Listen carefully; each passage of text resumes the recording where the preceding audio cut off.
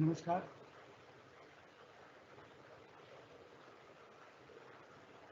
हिंदी कार्यशाला के इस दूसरे सत्र में अभी हमारे काफ़ी साथी जुड़ चुके हैं और कुछ अन्य साथियों के जुड़ने पर हम इस कार्यशाला का सत्र जो हमारा मुख्य रूप से तकनीकी संस्थान में हिंदी का प्रयोग पर आधारित है, उस सत्र को आरंभ करेंगे। कुछ चर्चा हमने पहले सत्र में भी की। हमारे जो अतिथि वक्ता पहले सत्र में आए थे, उन्होंने भी इस बात पर बल दिया कि तकनीकी संस्थान या फिर जो हमारा R&D कार्यालय होते हैं, वहाँ पर भी हम कुछ काम को कर सकते हैं और काम का तकनीकी होना कोई एक कारण नहीं हो सकता कि हिंदी को न बढ़ाया जाए, हिंदी का इस्तेमाल ना किया जाए। जो चीज़ें आपने सीखी पहले सत्र में, उम्मीद है आप उसको अपने उपयोग में लाएंगे। और क्योंकि अब हमारे अतिथि वक्ता भी अपने कार्यालय में, क्योंकि हमारा आप जानते हैं, हमारे जो भी जितने भी साथी हैं वो इस बात को जानते हैं कि विज्ञान और प्रौद्योगिकी मंत्रालय के अंतर्गत हमारा ये कार्यालय आता है और इसी तरह से विज्ञान और प्रौद्योगिकी मंत्रालय के अधीन विज्ञान और प्रौद्योगिकी विभाग भी है, जिसमें विज्ञान प्रसार DST department of science technology का विज्ञान प्रसार एक स्वायत्त निकाय है, अपनी अलग संस्था है और उसके उसी कार्यालय में हमारे आज के अतिथि वक्ता वहाँ पर कार्यरत हैं। शेयर यहाँ से ना प्रधान वैज्ञानिक पर कार्य कर रहे हैं और अच्छा, इसमें अगर मैं कुछ गूगल में मुझे डेमोन्स्ट्रेशन देना है तो वो भी हो जाएगा। अगर गूगल स्क्रीन शेयर करनी है वो भी हो जाएगी ना? हाँ जी, जैसा कि मैंने पहले सत्र में भी उल्लेख किया था, कुछ चीज़ें हैं तकनीकी दृष्टि से अभी हम हो सकता है उस पर कहीं ना कहीं पीछे रह रहे हों, लेकिन जिस तरह से ये वर्तमान समय कोरोना की आपदा की वजह से पूरे डिजिटल तरीके को अपना रहा है, तो उसमें हम ज़रूर निष्णात हो जाएंगे, प्रवीण हो जाएंगे और बहुत जल्दी आप लोगों से जो भी हमारे हिंदी का प्रचार प्रसार का योजनाएं हैं और हमारी कार्य योजना बनती है, कुछ कार्यक्रम तैयार होते हैं, आयोजन करना चाहते हैं, सबके बारे में सीधा संवाद हमारा डिजिटल मंच से ही होगा। तो क्योंकि हमारे अतिथि वक्ता श्री निमिष कपूर जी ने इससे संपर्क हो गया है उनका, तो मैं उनको एक संक्षिप्त परिचय दे दूँ। निमिष कपूर जी, जैसा कि मैं बता रहा था आपको, प्रकाशन विभाग है विज्ञान प्रसार में, उसके प्रमुख हैं और प्रधान वैज्ञानिक के पद पर कार्यरत हैं। इसके अलावा साइंस फिल्म फेस्टिवल एकक है और इंडिया साइंस वायर प्रोग्राम है, उसका भी काम वही देख रहे हैं। वहाँ जो विज्ञान प्रसार कार्यालय का वहाँ पे राजभाषा अकादमी समिति है, आप सभी जानते हैं कि हम हर कार्यालय में ये राजभाषा अकादमी समिति बनाई जाती है, गठित होती है, तो उसके कार्यकारी अध्यक्ष भी हैं। शायद क्योंकि आप में से बहुत अभी नए हमारे साथी हैं और इसलिए एक थोड़ी सी सूचना दूँ कि ड्रीम 2047 नाम की एक पत्रिका भी छपती है, उसके संपादक हैं। विज्ञान समाचार जो परियोजना है भारत सरकार की, उसके नोडल अधिकारी हैं। और एक महत्वपूर्ण बात है, गूगल समाचार पहल जो है, गूगल न्यूज़ इनिशिएटिव, उसकी तथ्य सत्यापन की जो एक प्रक्रिया होती है, उसके लिए उन्होंने एक प्रमाणित प्रशिक्षण के रूप में भी उनको मान्यता प्राप्त है। तो इन्हीं चंद शब्दों के साथ, और इसके अलावा एक जो बस तथ्य और आपके सामने रखना चाहूँगा कि आकाशवाणी और दूरदर्शन के बहुत सारे कार्यक्रम में इन्होंने संचालक के रूप में, आयोजक के रूप में वहाँ पे कार्यक्रम प्रस्तुत किए हैं। इसके अलावा प्रकाशन की दृष्टि से देखें तो 300 से अधिक जो लोग रुचि के शोध पत्र होते हैं या लेख होते हैं, उस पर उन्होंने अपना लेखनी चलाई है और उसका प्रकाशन हुआ है विभिन्न पत्रिकाओं में, जर्नल में। तो इन्हीं कुछ शब्दों के साथ मैं निमेश कपूर जी का स्वागत करूँगा दोबारा एक बार फिर से। और अब मैं उन्हीं को कहूँगा कि वे आपको संबोधित करें, क्योंकि आज का विषय बहुत महत्वपूर्ण है और एक R&D संस्थान होने की वजह से हमारे लिए बहुत ही प्रासंगिक है और बहुत ही उपयोगी है। तो श्री निमेश कपूर जी। नमस्कार, मैं माननीय निदेशक महोदय और सभी वैज्ञानिक बंधुओं और हमारे सभी स्टाफ के सदस्य जो CRRI के आज ये कार्यशाला अटेंड कर रहे हैं, मैं सभी को नमस्कार करूंगा। और मैं आभार व्यक्त करूंगा निदेशक महोदय का कि आपने मुझे आज यहाँ अपने विचार व्यक्त करने का, साझा करने का मौका दिया। आपने मेरा परिचय दिया, उसके लिए बहुत मैं आभारी हूँ आपका। और मैं संक्षेप में बता दूं कि आज हम जो बात करेंगे आने वाले लगभग 1 घंटे में, उसमें मैं ये आपको बताना चाहूँगा कि हिंदी में कैसे एक वैज्ञानिक संस्थान में हम अधिक से अधिक हिंदी भाषा में अपनी जानकारियों को बढ़ाएं और समाज के प्रति जो हमारा एक दायित्व है कि कैसे हम विज्ञान की जानकारियों को अपनी आम भाषा में हिंदी में साझा करें, अपने समाज से उन तक पहुंचाएं। ये एक बहुत अहम भूमिका आप हमारे किसी भी प्रयोगशाला का हर कार्मिक अच्छे से निभा सकता है। उसके लिए आपको केवल मुझे ध्यान से सुनना होगा जो मैं कहूँगा, और उस पर कोशिश करेंगे। अगर आप को पसंद आए मेरे विचार तो उस पर अमल भी करेंगे, तो आपको वाकई कुछ परिणाम अलग मिलेंगे। आम वक्ता के तौर पे अगर मैं यहाँ पर कुछ भाषण दूं, व्याख्यान दूं कि हमें राजभाषा का अनुपालन करना है और हमें अपने नोट हिंदी में बनाने हैं, अपनी फाइलें हिंदी में चलानी हैं, हस्ताक्षर हिंदी में करने हैं, वो तो हमें करना ही है। लेकिन एक वैज्ञानिक संस्थान में होते हुए जो हमारे स्टाफ कर्मी हैं, जो हमारे वैज्ञानिक हैं, उनमें किस तरह की एक साझेदारी होनी चाहिए, किस तरह की एक अंग्रेजी का शब्द मैं इस्तेमाल करूंगा बीच में कहीं कहीं पर, माफ कीजिएगा, ताकि समझ आपकी विकसित हो पाए। जो बॉन्डिंग है वो होनी चाहिए, वो बहुत जरूरी है। तो सबसे पहले मैं अपनी बात उसके अलावा, जैसा कि मेरे परिचय में बताया राकेश जी ने कि मैं एक फैक्ट चेक ट्रेनर भी हूँ, तो आपको मैं ये भी साझा करूंगा कि किस तरह से आज जो हमारे व्हाट्सएप पर जो फेक मैसेजेस आते हैं, फेक संदेश आते हैं, गलत सूचनाएं या गलत खबरें आती हैं, वायरल वीडियो आते हैं, उनकी जांच कैसे करें, कैसे जागरूक रहें और अपने व्हाट्सएप ग्रुप में भी लोगों को जागरूक करें। ये तो मेरे जो आज मैं आपसे विचार साझा करूंगा वो दो उसके भाग होंगे। तो अगर हम पहले हिंदी की बात करेंगे तो आप सबको जैसा कि ये पता है और जो मुझे बताया गया कि आज मुझे स्टाफ के बहुत सारे मेंबरान मुझे सुन रहे हैं, उसमें साइंटिस्ट भी हैं और स्टाफ के नए सदस्य हैं जिन्होंने अभी कुछ दिनों पहले ये संस्थान यहाँ पर ज्वाइन किया है। तो यहाँ सबसे पहले आपको मैं ये बताऊंगा कि देश में जो चुनौतियां हैं वो हिंदी को लेके क्या हैं, जो हमें और आपको सबको पता है। हम किसी भी तौर पर अंग्रेजी को नकार नहीं सकते, क्योंकि हम अपने बच्चों को अंग्रेजी माध्यम के स्कूलों में पढ़ाते हैं और आगे आने वाले समय में भी पढ़ाएंगे। वो इसलिए हमें एक्सेप्ट करना होगा, इसलिए हमें उसको मानना पड़ेगा, क्योंकि अंग्रेजी जो है वो दुनिया भर में बोली जाने वाली भाषा है। और शायद हम ये भी उम्मीद करते हैं कि हमारे बच्चे जो हैं वो अमेरिका या इंग्लैंड, जर्मनी जाएं और वहां पढ़ें, तो वहां वो हिंदी में शायद नहीं पढ़ पाएंगे। लेकिन वो हम करें, उसमें बहुत मुश्किल है कि अगर मैं कहूं कि हम अपने बच्चों को हिंदी की पाठशाला में भेजें, हिंदी में उसको हम उच्च शिक्षा दिलवाएं, वो संभव शायद नहीं है हमारे दिल्ली और बंबई जैसे महानगरों में रहने वाले लोगों के लिए।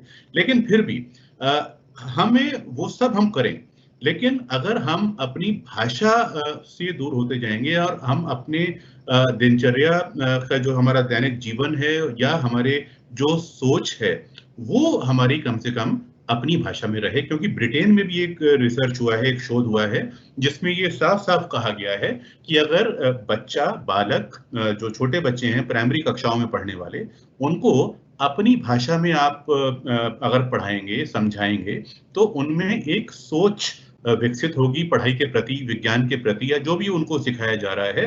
क्योंकि जो लर्निंग है, जो सीखना है, जो सीखने के सबक हैं, वो अपनी भाषा में हमको बेहतर हासिल होते हैं। तो बेशक हम अपने बच्चों को अंग्रेजी के कॉन्वेंट स्कूल में या अंग्रेजी के मीडियम के स्कूल में पढ़ाएं, हम विदेश भी भेजें, लेकिन हम कोशिश करें जो विषय की जानकारी हम उसको बचपने से देते हैं, बच्चों को घर में भी हम अंग्रेजी बोलने के लिए बाध्य करते हैं, हमें शायद करना पड़ेगा, क्योंकि उसको अंग्रेजी बोलने के अलावा कोई चारा नहीं है। मैं ये खुला कहता हूँ, उसमें कोई मुझे बोलने में झिझक नहीं है, क्योंकि मजबूरी ये है कि हमारा जो इंटरव्यू होते हैं, जॉब के लिए जो साक्षात्कार होते हैं, वो अंग्रेजी में होते हैं। हालांकि आईएएस की परीक्षा में भी हिंदी जो है उसको मान्य किया गया है और हिंदी में भी साक्षात्कार हो रहे हैं, लेकिन इन जनरल अगर हम एक सामान्य तौर पे देखें, एक ऑफिस के रिसेप्शनिस्ट से भी उम्मीद की जाती है कि वो अंग्रेजी, उसको फर्राटेदार अंग्रेजी बोलनी आनी चाहिए, या कॉल सेंटर में अगर बच्चे की नौकरी लगनी है तो भी उसको अंग्रेजी बोलनी आनी चाहिए, वो एक तरफ। लेकिन फिर भी मैं यहाँ पर कहूंगा कि हम अपनी भाषा से दूर होते जा रहे हैं, क्योंकि हम बच्चे को बेशक अंग्रेजी बोलना सिखाएं, हम खुद अंग्रेजी बोलना सीखें, लेकिन हम अपनी भाषा के प्रति कब सजग होंगे, ये भी हमारे ऊपर एक बहुत बड़ा प्रश्न चिन्ह लगता जा रहा है। क्योंकि हम अपनी भाषा में बच्चे को जितना अच्छा समझा सकते हैं, उतना शायद एक 4, 5, 6 साल के बच्चे को हम अंग्रेजी में शायद नहीं समझा पाएंगे, या किसी अपनी मातृभाषा में, हिंदी में, तमिल में, तेलुगु में, मराठी में। तो हम अपनी मातृभाषा को एक बच्चे की समझ का जरिया विकसित करें। ये मैं तब कह रहा हूं जब इसमें दुनिया भर में रिसर्च हो चुकी है और दुनिया के कई देशों में ये बात सामने आई है कि हमें मातृभाषा में अपने बच्चे की समझ को विकसित करना है, जो जिंदगी भर उसके साथ रहती है, और उसको दुनिया को जो एक्सप्लोर करने की बात है या दुनिया को समझने और पढ़ने की बात है, उसमें भी उसको मदद करती है। एक बात। दूसरी बात, यहाँ पर मैं आपको कुछ उदाहरण दूंगा, कुछ कहानियां सुनाऊंगा, ताकि आपको ये एहसास हो पाएगा कि हम जब हिंदी में या मातृभाषा में विज्ञान की बात सामने वाले तक पहुंचाते हैं या आम जनता तक पहुंचाते हैं, तो उसका क्या असर हो सकता है। विज्ञान की बात की मैं बात कर रहा हूँ। गुजरात में आपको याद होगा कि कुछ बरस पहले बड़ा भारी भूकंप आया था, शायद 2001 में आया था। तो उस भूकंप में एक मनसुख भाई प्रजापति नाम के किसान थे। मनसुख भाई प्रजापति जो मिट्टी के घड़े बनाते थे, कुम्हार, उनके सैकड़ों हजारों घड़े जो कुम्हारों ने बनाए थे, उनके आसपास उनके मोहल्ले में जो कुम्हार रहते थे, जो मिट्टी का काम करते हैं, वो घड़े टूट गए। अखबार में खबर छपी कि गरीबों का फ्रिज भूकंप में तबाह हो गया। मनसुख भाई प्रजापति ने ये समाचार पढ़ा और वो बहुत ही जिसे कहते हैं ना, जुगाड़ या नव सृजन, नवाचार, उस तरह का उनका दिमाग था। नई नई चीजें सोचते रहते थे वो, खेती किसानी करने के साथ साथ। तो उन्होंने जब पढ़ा कि गरीबों का फ्रिज तबाह हो गया, ये अखबार में खबर छपी, भूकंप में घड़े जो होते हैं, गरीब के पास फ्रिज नहीं होता, तो वो घड़े को उन्होंने फ्रिज कहा था उस पत्रकार ने, और गरीबों के फ्रिज के तबाह होने की खबर छपी। वहीं से मनसुख भाई के मन में ये विचार आया कि मैं एक ऐसा फ्रिज बनाऊंगा जो गरीबों के लिए होगा, जो बिजली से नहीं चलेगा, जिसमें 2-3 दिन खाना या फल सब्जियां खराब नहीं होंगे। और उन्होंने एक छोटा सा फ्रिज बनाने का प्रयास किया। उसके बाद उनको अपनी भाषा में, गुजराती भाषा में, एक सूचना मिली कि अहमदाबाद में, गुजरात में एक संस्थान है विज्ञान और प्रौद्योगिकी विभाग का, जिसे कहते हैं नेशनल इनोवेशन फाउंडेशन इंडिया। तो राष्ट्रीय नव प्रवर्तन संस्थान, माफ कीजिएगा, तो उस राष्ट्रीय नव प्रवर्तन संस्थान जो अहमदाबाद में है, उसकी कुछ जानकारियां उनको मिली कि वो एक विज्ञान की प्रयोगशाला है जो ऐसे लोगों को प्रमोट करती है, ऐसे लोगों को आगे बढ़ाती है जो विज्ञान पढ़े लिखे नहीं हैं, जो कम पढ़े लिखे हैं। तो मनसुख भाई ने उस प्रयोगशाला में संपर्क किया अहमदाबाद की, और उनके जो उन्होंने फ्रिज बनाया था उसको कुछ बजट दिया गया, उसको इम्प्रूव, उसको सुधार करने के लिए, और उनके फ्रिज को मार्केट तक, बाजार तक पहुंचाया गया, और उसमें और तमाम सारे सुधार किए गए। और टेराकोटा की मिट्टी से बना हुआ वो फ्रिज है जो बगैर बिजली के चलता है, जिसमें उसकी दीवार जो है वो हॉलो खोखली है जिसमें पानी भरा जाता है, और 3-4 दिन हमारा खाना, सब्जियां, फल उसमें सड़ते नहीं हैं। और अब देखें, अपनी भाषा में जब विज्ञान की बात मनसुख भाई तक पहुंची और उनके अंदर जो नवसृजन चल रहा था, जो वैज्ञानिक छुपा बैठा था, वो सामने आया। और आज की तारीख में जो एक कुम्हार एक दिन में 150 रुपए कमाता था मुश्किल से, आज मनसुख भाई प्रजापति का व्यापार करोड़ों करोड़ों रुपए में पूरी दुनिया में फैला हुआ है। उस फ्रिज की बदौलत, और मिट्टी के बर्तन वो बनाते हैं, प्रेशर कुकर बनाते हैं। उन्होंने बहुत सारी वैज्ञानिक बातें अपनी जानकारी में हिंदी में, गुजराती में जुटाई। और आज मनसुख भाई प्रजापति जहां भी लेक्चर देने जाते हैं, वो पढ़े लिखे नहीं हैं, लेकिन उनको गुजराती हिंदी बोलनी आती है। तो सभी लोग उठकर तालियां बजाते हैं। और देश में ऐसा कोई भी पुरस्कार नहीं है जो इनोवेशन के, नवाचार के क्षेत्र में दिया जाता हो और माननीय राष्ट्रपति, प्रधानमंत्री महोदयों से दिया जाता हो, वो मनसुख भाई को ना मिला। तो एक छोटी सी कहानी थी जो हमें ये संदेश देती है कि अगर हम विज्ञान को अपनी भाषा में प्रचारित प्रसारित करेंगे, तो हमारा आम आदमी जो हिंदी बोलता है, गुजराती बोलता है, मातृभाषाएं बोलता है देश की, वो शायद उसके अंदर जो जानकारी, जो बौद्धिक संपदा, जो हम कहें पीढ़ियों से चली आ रहा है जो ज्ञान है, जो उसका अपना नवसृजन है, नवाचार है, कहीं कहीं पर उसको जुगाड़ भी कहा जाता है, उसको संवरने का मौका मिलेगा। और एक जो नवाचार को एक प्रौद्योगिकी में हम तब्दील कर पाएंगे और एक वैज्ञानिक साझेदारी उसमें हो पाएगी। तो यहाँ मैं इसलिए ये एक बात कह रहा हूँ क्योंकि हम सभी जो वैज्ञानिक संस्थानों के वैज्ञानिक हैं और जो स्टाफ के सदस्य हैं, उसमें कुछ अकाउंट्स के लोग होते हैं, कुछ प्रशासनिक अधिकारी होते हैं, कुछ अलग अलग क्षेत्र में एमए या बीए पास करके आते हैं, बीकॉम, सभी साइंस नहीं पढ़ के आते। तो यहाँ पर वैज्ञानिकों के सामने एक बहुत अच्छा ऑडियंस मौजूद रहता है आपकी प्रयोगशाला के अंदर ही। तो यहाँ पर आप एक प्रयोगशाला में देखें कि आपको दो संस्कृतियां मिलती हैं, एक विज्ञान की संस्कृति और एक आम आदमी की संस्कृति।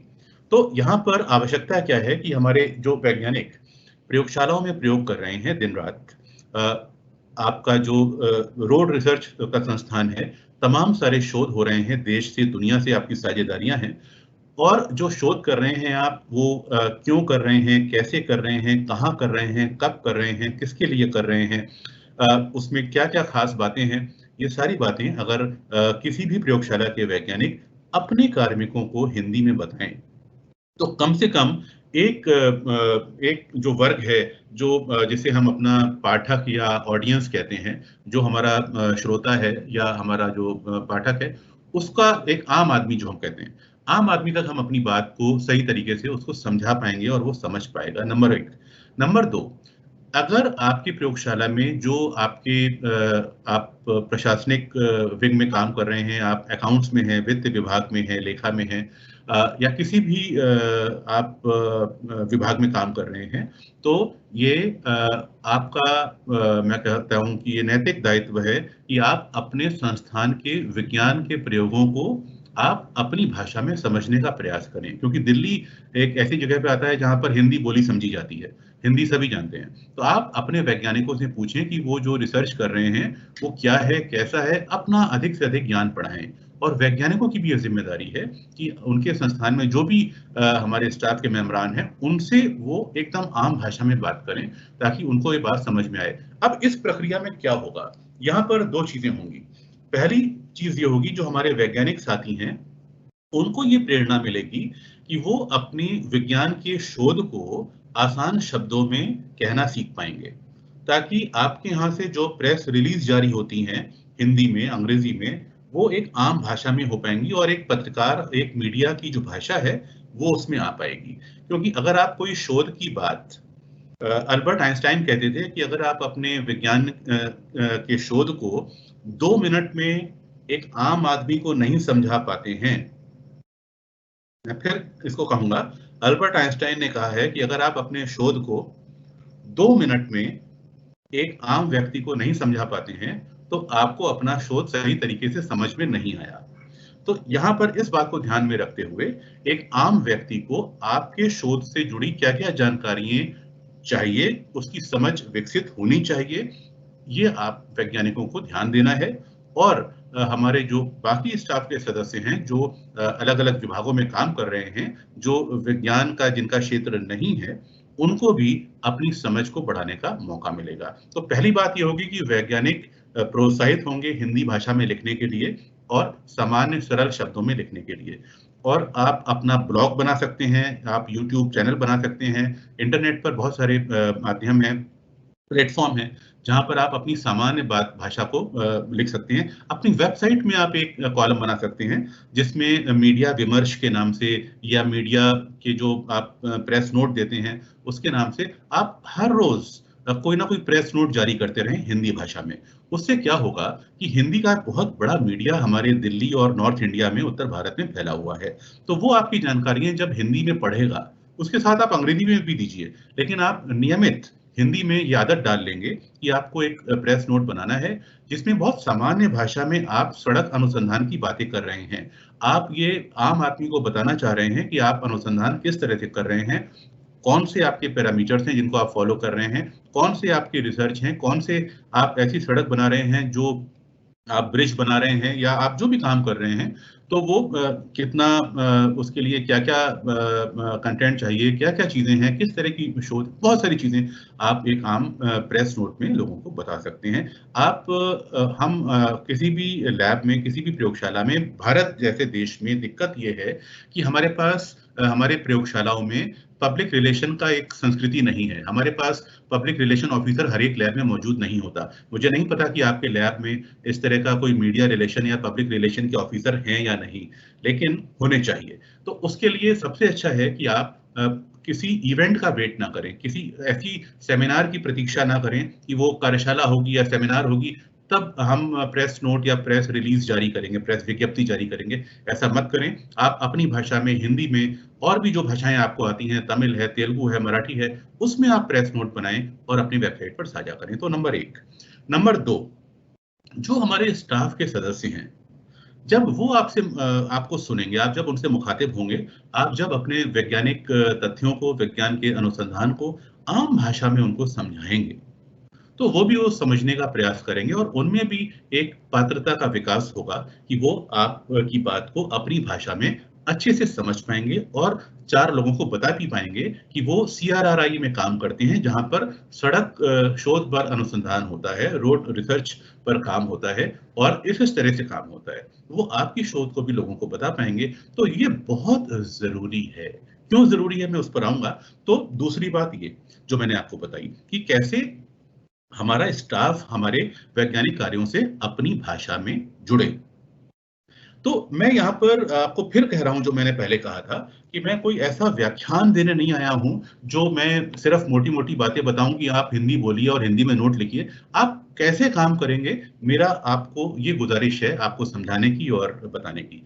तो यहाँ पर जब आपका स्टाफ आपको समझेगा, आपकी बात को समझेगा और आप हिंदी में लिखना, वैज्ञानिक लोग हिंदी में लिखना शुरू करेंगे, तो यहाँ पर एक तीसरी बात क्या होगी, हमारे बहुत से ऐसे सदस्य हैं स्टाफ के, जो हमारे हिंदी अधिकारी महोदय हैं या हमारे अकाउंट्स के लोग हैं, हमारे और प्रशासनिक लोग हैं स्टाफ के, उनमें भी कुछ लेखक छुपे बैठे होंगे, कुछ साहित्यकार छुपे बैठे होंगे, कुछ कवि भी होंगे, कुछ विचारक होंगे। तो वो हो सकता है कि उसमें से कुछ लेखक निकल कर सामने आएँ और वो वैज्ञानिकों का आपका साक्षात्कार करें। आपके हिंदी में जो ज्ञान प्राप्त हुआ है, उससे वो और लेख लिख सकें। तो इस बहाने हम देश को हिंदी के लेखक, हिंदी के विद्वान, हिंदी के संचारक जो विज्ञान को हिंदी में संचारित करें, उसमें भी अपनी हम भूमिका निभा पाएँगे। आपको उदाहरण के लिए मैं बता दूं, आपका सीएसआईआर का एक ट्रेनिंग सेंटर है जो गाजियाबाद में है, जहां आप सभी वैज्ञानिक और प्रशासनिक बंधु जाते होंगे ट्रेनिंग के लिए, प्रशिक्षण के लिए, जिसे आप कहते हैं HRDC, human resource development centre. Human resource development centre में आपके वित्त विभाग में, लेखा विभाग में, अकाउंट्स विभाग में एक महिला हैं, जो 3-4 साल पहले एक वर्कशॉप में, कार्यशाला में उनसे मेरी मुलाकात हुई थी, जो प्रशासनिक या अकाउंट्स का काम देखती हैं और वो एक बहुत अच्छी विज्ञान की लेखिका भी हैं। तो ऐसा बिल्कुल नहीं है कि आप अगर किसी और विभाग में काम कर रहे हैं अपने संस्थान में, तो आप अच्छा वैज्ञानिक लेख या विज्ञान का लेख नहीं लिख सकते। तो ये तीसरी बात, जो हमारा स्टाफ है जो मुझे अभी सुन रहा है, उसको भी ये चेष्टा करनी चाहिए कि ये जो आपको ईश्वर ने इतनी अच्छी जगह भेजा है, एक प्रयोगशाला में आप काम कर रहे हैं जहां पर वैज्ञानिक दिन रात रिसर्च करते हैं, रोड पर, सड़क के अनुसंधान पर, उनसे आपको बहुत सारी जानकारियां आप जुटा सकते हैं। और अगर आप लेखक बनना चाहते हैं तो आप लिख भी सकते हैं। और आप कहाँ छपेंगे, ये बात की बात है। आप अपना ब्लॉग बनाएंगे, अखबार हैं, दुनिया के जो मीडिया का पोर्टल्स हैं जहां पर आप अपनी बातों को लिख सकते हैं। अब ये लिखना और ये संचार जरूरी क्यों है हिंदी में? ये आपको, जो मैंने पहले भी कहा था कि हम, जो हमारी समझ है, हम जितना अंग्रेजी पढ़ लें, जितना हम जर्मन पढ़ लें, जितना हम फ्रेंच पढ़ लें, लेकिन जिस भाषा में हम पैदा हुए हैं, क्योंकि हम जब पैदा होते हैं तो हम जब रोते हैं ना माँ के पेट से, गर्भ से निकल के, तो हम अंग्रेजी में नहीं रोते, हम हिंदी में रोते हैं। और हम जब माफ कीजिएगा, हमारा जब जीवन अंत होता है, तब जो लोग हमें देख के रोते हैं, तो वो भी हिंदी में या तमिल या तेलुगु में रोते हैं, तब अंग्रेजी में नहीं रोते। तो हमारी संवेदनाएं, हमारे विचार, हमारा शरीर जिस भाषा से जुड़ा है, जहां हम पैदा हुए हैं, उस भाषा में अगर हम बात करेंगे और चीजों को समझेंगे तो उसका मजा इतना ज्यादा होगा जिसको हम शब्दों में बयान नहीं कर सकते। अब यहाँ पर देश में जो सबसे बड़ी चुनौती आती है कि हम विज्ञान की बात को अंग्रेजी में बोलते हैं, क्योंकि वैज्ञानिक जो रिसर्च पेपर लिखता है वो अंग्रेजी भाषा में लिखता है। तभी उसको जो इम्पैक्ट फैक्टर और बहुत सारे पॉइंट मिलते हैं वो तभी मिल पाते हैं जब वो अंग्रेजी में लिखेगा। तो यहाँ पर हमारे प्रयास ऐसे भी होने चाहिए कि CSIR के जो भी हमारी प्रयोगशालाएं हैं, उनके जो हिंदी एकांश हैं, उनके जरिए ये बात आपके जो मुख्यालय है वहां तक जाए कि वैज्ञानिकों को हिंदी में शोध लिखने के लिए भी प्रेरित किया जाए। और इसके लिए हिंदी में हमारे देश में शोध ग्रंथ, शोध पत्रिकाएं भी उपलब्ध हैं। जैसे दिल्ली से एक निकलता है विज्ञान प्रकाश, आप गूगल पे, इंटरनेट पर सर्च करेंगे, विज्ञान प्रकाश के नाम से आपको वो शोध पत्रिका मिल जाएगी। उसी तरह से इलाहाबाद में एक संस्थान है विज्ञान परिषद प्रयाग। विज्ञान परिषद प्रयाग महर्षि दयानंद मार्ग, इलाहाबाद विश्वविद्यालय का हिस्सा है। और इलाहाबाद में विज्ञान परिषद प्रयाग भी एक शोध पत्रिका निकालता है। उसके अलावा आपके CSIR की एक संस्था है NISCARE, national institute of science communication and information resources. तो NISCARE जो पूसा गेट पर स्थित है, NISCARE जो विज्ञान प्रगति मैगजीन निकालती है हिंदी में, और साइंस रिपोर्टर इंग्लिश में, और विज्ञान की दुनिया उर्दू में, तो वो भी एक NISCARE भी एक शोध पत्रिका हिंदी में निकालती है। तो हिंदी में शोध पत्र लिखने के लिए हम किसी को बाध्य नहीं कर सकते, लेकिन अगर आपको हिंदी बोलनी आती है, आप आसानी से अपने अंग्रेजी के शोध पत्र का हिंदी में अनुवाद कर सकते हैं या मूल हिंदी में लिख सकते हैं। तो उसके लिए आपको अवश्य हिंदी में लिखना चाहिए। बेशक उसमें आपको कोई बहुत बड़ा इम्पैक्ट फैक्टर नहीं मिलेगा, वो दुनिया की समझ में नहीं आएगा, लेकिन आपके देशवासियों की समझ में आएगा। और आप अपने हिंदी के शोध पत्र को आसानी से अपने जो मीडिया के लोग हैं, मीडिया के जो कर्मी हैं, हमारे अखबार हैं, उसमें आप साझा कर सकते हैं, ताकि आपके शोध हिंदी में, ये देश की जो हमारा उत्तर भारत का हिंदी का मीडिया है, कम से कम उसकी समझ में आए कि हाँ, आप हिंदी में भी शोध कर रहे हैं। ऐसा कुछ नहीं है कि हमें कोई पुरस्कार मिल जाएगा हिंदी में शोध करके, लेकिन हम उस परंपरा को जिंदा रख पाएंगे जो देश में 200 साल से अधिक से चली आ रही है। आपको पता है कि देश में विज्ञान शोध और लोकप्रिय विज्ञान लेखन का इतिहास लगभग 200 साल पुराना है। और विज्ञान प्रसार ने पिछले वर्षों में एक पुस्तक का भी प्रकाशन किया है 2 खंडों में, विज्ञान लेखन के 100 वर्ष। ये पुस्तक है जिसमें पिछले 100 वर्षों में जो हिंदी में लिखा गया है लोकप्रिय विज्ञान, जो तकनीकी साहित्य आम आदमी की समझ में आ जाए, ये लिखा गया है, ये इन पुस्तकों में संग्रहित है। जो पत्रिकाएं अब आपको कहीं नहीं मिलेंगी, जिनको दीमक साफ कर गया है, या सरस्वती और कल्याण और ऐसी तमाम पत्रिकाएं थी जो अब नहीं है हमारे बीच, उन पत्रिकाओं को संकलित करके पुराने संग्रहों में से ये साहित्य निकाला गया है और इनको 2 खंडों में प्रकाशित किया गया है। ऐसे तमाम प्रयास विज्ञान प्रसार कर रहा है। अगर आप हिंदी में, अंग्रेजी में और विभिन्न भारतीय भाषाओं में लोकप्रिय विज्ञान लिखने के लिए कुछ आपकी इच्छा है, तो आप विज्ञान प्रसार से संपर्क कर सकते हैं। अब यहाँ पर मैंने आपको जो मनसुख भाई प्रजापति की कहानी सुनाई थी, उसी से मिलती जुलती एक और कहानी है जो हमको अपनी भाषा से जोड़ती है, अपने एक आम आदमी से जोड़ती है। वो मैं यहाँ पर जरूर सुनाना चाहूंगा। 2 कहानियां हैं छोटी छोटी।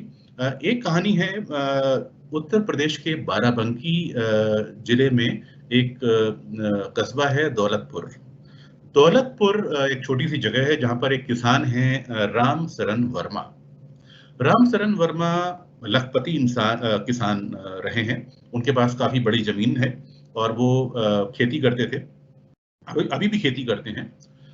तो राम सरन वर्मा को कुछ साल पहले हिंदी भाषा में, ध्यान दीजिएगा, उस किसान को, जो एक लखपति किसान था, एक समृद्ध किसान था, उसको अपनी भाषा में एक अखबार में ये पढ़ने को मिला कि केले की जो फसल होती है उसमें अगर टिश्यू कल्चर का एक प्रयोग होता है। आप जानते होंगे, आप सबका अगर कोई बैकग्राउंड बॉटनी का, शायद आपने बॉटनी पढ़ी हो क्लास 11-12 में या बीएससी लेवल पे, तो आपको पता होगा एक टिश्यू कल्चर एक प्रक्रिया होती है जो हमारे फलों में और कुछ फसलों में लगाई जाती है ताकि हमारे पौधे ज्यादा अच्छा उत्पादन देते हैं।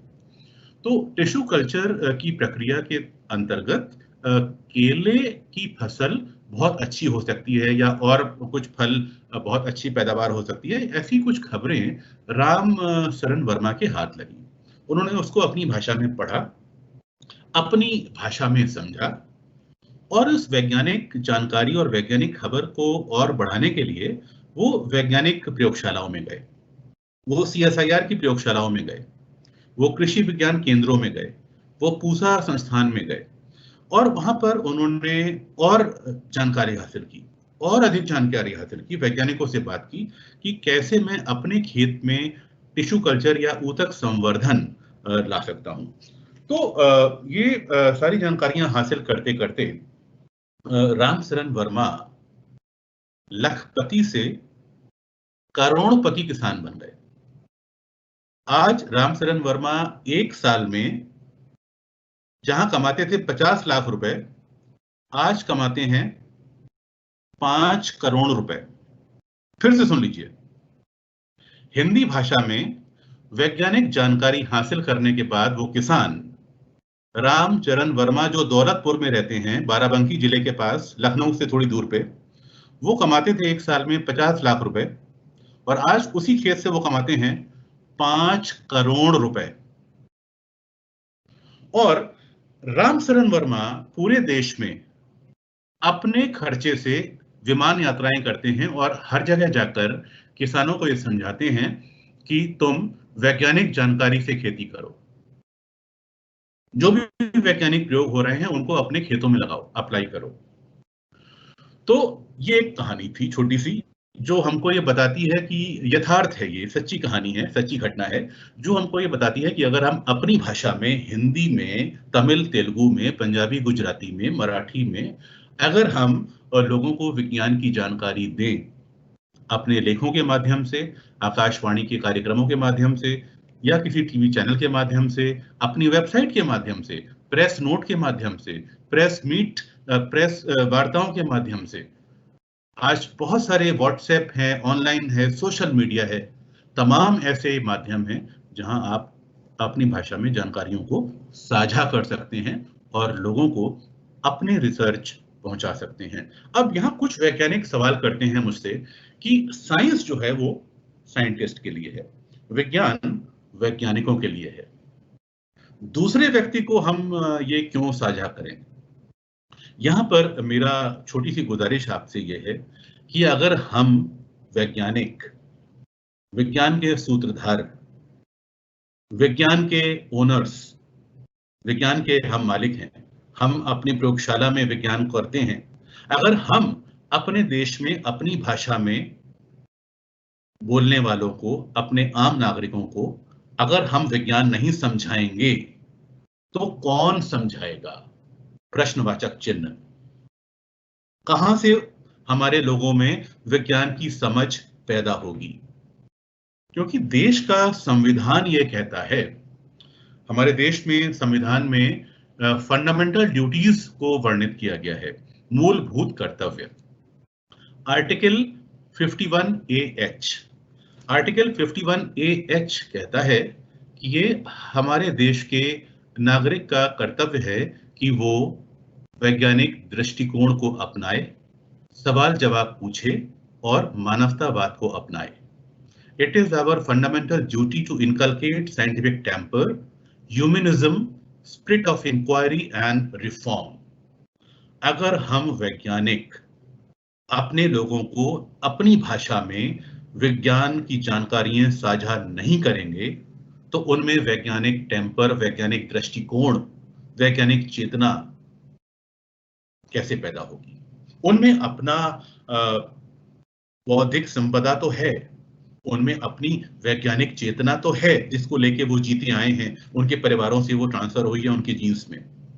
लेकिन हम देश में जो शोध कर रहे हैं पिछले 1 साल में, 4 साल में, 5 साल में, 10 साल में CSIR का इतना स्वर्णिम इतिहास रहा है और एक बहुत उम्दा पुस्तक CSIR के स्वर्णिम इतिहास पे निकली है अंग्रेजी में और हिंदी में। उसको हर CSIR के वैज्ञानिक को और देश के हर वैज्ञानिक को पढ़ना चाहिए और वो पुस्तक हिंदी में निशुल्क उपलब्ध है इंडियन नेशनल साइंस एकेडमी की वेबसाइट पर। INSA जो दिल्ली में ITO पर उसका मुख्यालय स्थित है, इंडियन नेशनल साइंस एकेडमी की वेबसाइट में हिंदी में वो पुस्तक उपलब्ध है CSIR के नाम से। मुझे उसका शीर्षक अभी याद नहीं आ रहा है और वो पुस्तक आप खरीद भी सकते हैं अंग्रेजी हिंदी दोनों भाषाओं में। और मेरा निवेदन है कि जितने भी वैज्ञानिक मुझे सुन रहे हैं वो सभी उस पुस्तक को अवश्य पढ़ें ताकि आपको CSIR का जो स्वर्णिम इतिहास रहा है उसके बारे में पता चले, जिस संस्था में, जिस परिषद में आप काम कर रहे हैं उसके बारे में आपको पता चले। तो यहाँ पर मैं बात कर रहा था साइंटिफिक टेम्पर या वैज्ञानिक दृष्टिकोण की। अब ये वैज्ञानिक दृष्टिकोण आवश्यक क्यों है? हम जब अपनी भाषा में हिंदी में विज्ञान की बात को आम आदमी से साझा करते हैं तो हम वैज्ञानिक जानकारियों को हिंदी में अपनी भाषाओं में साझा कर रहे होते हैं आम आदमी को, यानी एक आम आदमी की जानकारी को हम बढ़ाते हैं। आम आदमी हिंदी भाषा में अपनी जब जानकारी को बढ़ाता है तो उसमें एक सोच पैदा होती है विज्ञान के प्रति, यानी उसका जो बर्ताव है, जो बिहेवियर है, वो विज्ञान से उत्प्रोत होता है और विज्ञान के आधार पे वो सोचना शुरू करता है। और जब उसका बर्ताव, उसकी सोच विज्ञान के आधार पे होती है तो जो वो निर्णय लेता है तो उसके निर्णय लेने की क्षमता भी विज्ञान के आधार पे होती है। तो आप देखें कि एक वैज्ञानिक संदेश जो प्रयोगशाला से निकला है वो एक आम आदमी के विज्ञान की जानकारी देता है, एक आम आदमी को विज्ञान की जानकारी देने के साथ साथ उसकी सोच में परिवर्तन करता है, उसके व्यवहार में, कार्य में, आचार में परिवर्तन आता है, बिहेवियर में, और उसके जो निर्णय होते हैं वो निर्णय विज्ञान की सोच समझ पर आधारित होते हैं। अब एक आम आदमी को अगर हम बताएं कि तुम्हारे बच्चे को वैक्सीन की टीकाकरण की आवश्यकता है, नियमित टीकाकरण, अब एक आम आदमी पूछ सकता है कि भाई मेरे पास इतना पैसा नहीं है, तो उसको बताना होगा कि तुमको ये जिला अस्पताल में टीका फ्री में लगेगा और ये टीका तुम्हारे बच्चे के लिए आवश्यक है उसको रोग से बचाने के लिए, उसको बताना होगा हमको। अगर हम नहीं बताएंगे तो कौन बताएगा? मोबाइल से निकलने वाला रेडिएशन हानिकारक है या माइक्रोवेव से निकलने वाला रेडिएशन हानिकारक है, या जो हमारे रेडिएशन या विकिरण, जो नाभिकीय विकिरण की हम बात करते हैं, न्यूक्लियर रेडिएशन की बात करते हैं, वो कितने हमारे लिए काम करते हैं। हमारा एक्सरे, हमारी सारी मेडिकल जो डिवाइस हैं, जो हम रेडियोथेरेपी कराते हैं और हम CT स्कैन कराते हैं, या हमारे किसानों के खेत में जो खाद्य किरणीयन होता है जिसको हम फूड इरेडिएशन बोलते हैं। खाद्य किरणीयन यानी रेडिएशन से एक आम में, हमारे फलों में बैक्टीरिया को मारा जाता है और उसकी शेल्फ लाइफ को बढ़ाया जाता है। तो रेडिएशन कितना मददगार है हमारे लिए। लेकिन रेडिएशन विकिरण नुकसान भी करता है हमको। कैसे करता है ये कौन बताएगा? ये हम वैज्ञानिक ही तो बताएंगे। ऐसे तमाम चीजें हैं, वो चाहे जलवायु परिवर्तन की बात हो, चाहे वो सूर्योदय होने से लेके सूर्यास्त की बात हो, वो चाहे सूर्य ग्रहण से लेके चंद्र ग्रहण की बात हो, फूल खिलते क्यों हैं और मधुमक्खियों का क्या रोल है। अगर मधुमक्खियां खत्म कर दी जाएंगी तो शायद हमारा अनाज भी हमें मिलना बंद हो जाएगा और खाद्यान्न संकट पैदा हो जाएगा। ये बात कौन बताएगा हमारे आम आदमी को, किसान को, कि ये मधुमक्खियों का हमारे फूड चेन में और परागण में क्या महत्व है। तो ऐसे तमाम सारी चीजें हैं, छोटे छोटे सवालों से लेके, जिज्ञासाओं से लेके, और बहुत बड़ी बड़ी चीजें। अगर वो लार्ज हेड्रोन कोलाइडर की बात हो, जिसमें ये 2008 में एक र्यूमर या अफवाह उड़ाई गई कि इसमें ब्लैक होल बनेगा और ये दुनिया खत्म हो जाएगी, और एक 16 साल की बच्ची ने सल्फास खा के आत्महत्या कर ली। इतनी वो भयाक्रांत हो गई, इतनी डर गई उस खबर से, और वो खबर झूठी थी। लार्ज हेड्रोन कोलाइडर में कोई ब्लैक होल बनने वाला नहीं है। लार्ज हेड्रोन कोलाइडर इतना बड़ा प्रयोग है कि जब ये संपन्न होगा तो विज्ञान की परिभाषाएं चेंज हो जाएंगी, परिवर्तित हो जाएंगी। और यही प्रयोग जब आरंभ हुआ था आज से करीब 20-1 बरस पहले, बहुत छोटे स्तर पे और पहले, तो इतना डाटा निकला था, इतना डाटा निकला था कि टिम बर्नर्स ली एक मनोवैज्ञानिक थे, और उन्होंने WWW यानी वर्ल्ड वाइड वेब का आविष्कार किया। इतना डाटा निकला था इसी लार्ज हेड्रोन कोलाइडर के आरंभिक प्रयोग से। तो अब जाने कितना डाटा निकलेगा और हमारा जो इंटरनेट का वर्तमान स्वरूप है वो भी चेंज हो जाएगा, वो भी बदल जाएगा। तो ये सारी बातें हमारे आम आदमी को कौन बताएगा? नंबर 1। नंबर 2, आम आदमी के पास जो बौद्धिक संपदा है, जब आचार्य बालकृष्ण या स्वामी रामदेव कहते हैं कि गिलोय, अश्वगंधा और नागरमोथा और तुलसी, ये सारी चीजें हमारे रोग प्रतिरोधक क्षमता को बढ़ाती हैं। आयुष मंत्रालय भी उस पर शोध कर रहा है और माननीय हमारे मंत्री जी ने भी उस पर लगातार रिसर्च को प्रोत्साहन दिया है। अब ये सारी बातें एक आम आदमी हमसे अच्छी जानता है, क्योंकि ये हमारे यहाँ सदियों से गिलोय का इस्तेमाल होता आया है, सदियों से तुलसी का इस्तेमाल होता आया है। और इससे जुड़ी एक छोटी सी कहानी मैं और सुनाऊंगा, फिर मैं एक छोटे से प्रेजेंटेशन पर आऊंगा। एक कहानी सुनाना यहाँ आवश्यक है, जो हमारे आम आदमी की जो वैज्ञानिक सोच है, जिसको हम वैज्ञानिक बढ़ा तो सकते हैं अपने वैज्ञानिक जानकारियों से, लेकिन हमारे आम व्यक्ति में भी कुछ ना कुछ सोच तो है ना, जो हमारे सदियों से चली आ रही है। चाहे वो तुलसी की हो या लहसुन की हो या प्याज की हो, या हमारे योग की हो, हमारे जीने की आदतों की हो, हमारे सात्विक खान पान की हो, हमारे आचार व्यवहार की हो, उसको हम अलग अलग एंगल से, अलग अलग कोणों से देखते हैं, वो बात अलग है। लेकिन जो कहानी मैं यहाँ पर साझा करूंगा आपको, ये कहानी है 80 के दशक की। 80 के दशक में सोनीपत के पास एक सड़क को चौड़ा किया जाना था। ये रोड रिसर्च के सभी वैज्ञानिक ध्यान से सुन लीजिए। आप जैसे कुछ वहां पीडब्ल्यूडी के जो इंजीनियर्स होते हैं वो पहुंचे थे, और एक सड़क को जो चौड़ा किया जाता है वो चौड़ीकरण का वहां पे कार्य चल रहा था। ये 1980 के दशक की बात है, आरंभ की। तो एक बहुत बड़ा विशाल पत्थर रखा हुआ था जो आड़े आ रहा था सड़क को चौड़ा करने में। सड़क के बीचों बीच में एक बहुत विशाल काय पत्थर रखा हुआ था। तो वो पीडब्ल्यूडी के इंजीनियर्स उस पत्थर को, उन्होंने सब प्रयत्न कर लिए, 1 दिन, 2 दिन, 3 दिन, 4 दिन, वो पत्थर को हटा नहीं पाए। रोज इंजीनियर्स जाते थे, बड़ी बड़ी क्रेन लेके जाते थे, उस क्रेन से भी वो पत्थर हट नहीं पा रहा था। एक किसान जो वहीं काम करता था खेत में, वो वैज्ञानिकों के पास एक दिन आया, उसने पूछा कि सर आप लोग यहाँ क्या कर रहे हैं? तो वैज्ञानिकों ने या इंजीनियर्स ने उसको कहा कि भाई तुम अपना काम करो, हमें अपना काम करने दो। दूसरा दिन फिर वो किसान आया कि सर आप यहाँ क्या कर रहे हैं? तो फिर पीडब्ल्यूडी के इंजीनियर्स ने कह दिया भाई तुम अपना काम करो, हमें अपना काम करने दो। तीसरे दिन, चौथे दिन, पांचवें दिन, जब छठे दिन भी वो किसान उनके पास आया कि सर क्या मैं कुछ मदद करूं आपकी, तो बोले तुम क्या मदद करोगे सर, आप मुझे बताइए तो क्या समस्या क्या है। तो इंजीनियर्स ने कहा तुम्हें दिखाई नहीं देता, इतना बड़ा पत्थर रखा हुआ है जिसको कोई भी मशीन नहीं हटा पा रही है, हम लोग 1 हफ्ते से प्रयास कर रहे हैं, नहीं हटा पा रहे हैं, ये सड़क चौड़ी नहीं हो पा रही है। तो किसान बोला सर इसका तो बहुत आसान उपाय है। पूछा गया क्या क्या उपाय है, तो किसान ने कहा सर इस पत्थर के एकदम सटा हुआ उसी के लगभग नीचे इस पत्थर के आकार का एक गड्ढा कर दिया जाए और ये पत्थर उसमें गिर जाएगा, तो जो पत्थर को ना हिला पाने की समस्या है, पत्थर को नहीं उठा पा रहे हैं, उससे आपको मुक्ति मिल जाएगी और ये पत्थर उस गड्ढे में गिर जाएगा और आप सड़क को चौड़ी कर लीजिएगा।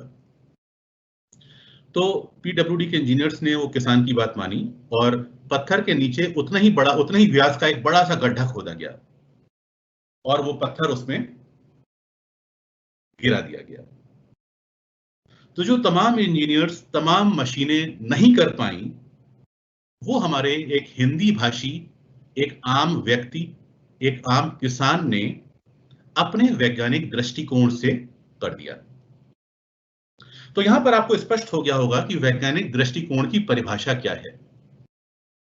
अब जब हम एक आम आदमी के वैज्ञानिक दृष्टिकोण में अपने शोध, अपने अनुसंधान, अपना ज्ञान और अपनी नई नई चीजें भी जोड़ देंगे, तो हमारे देश के आम आदमी की वैज्ञानिक सोच में इजाफा होगा, बढ़ोतरी होगी और वो भी एक वैज्ञानिक के तरीके से सोचना शुरू करेगा।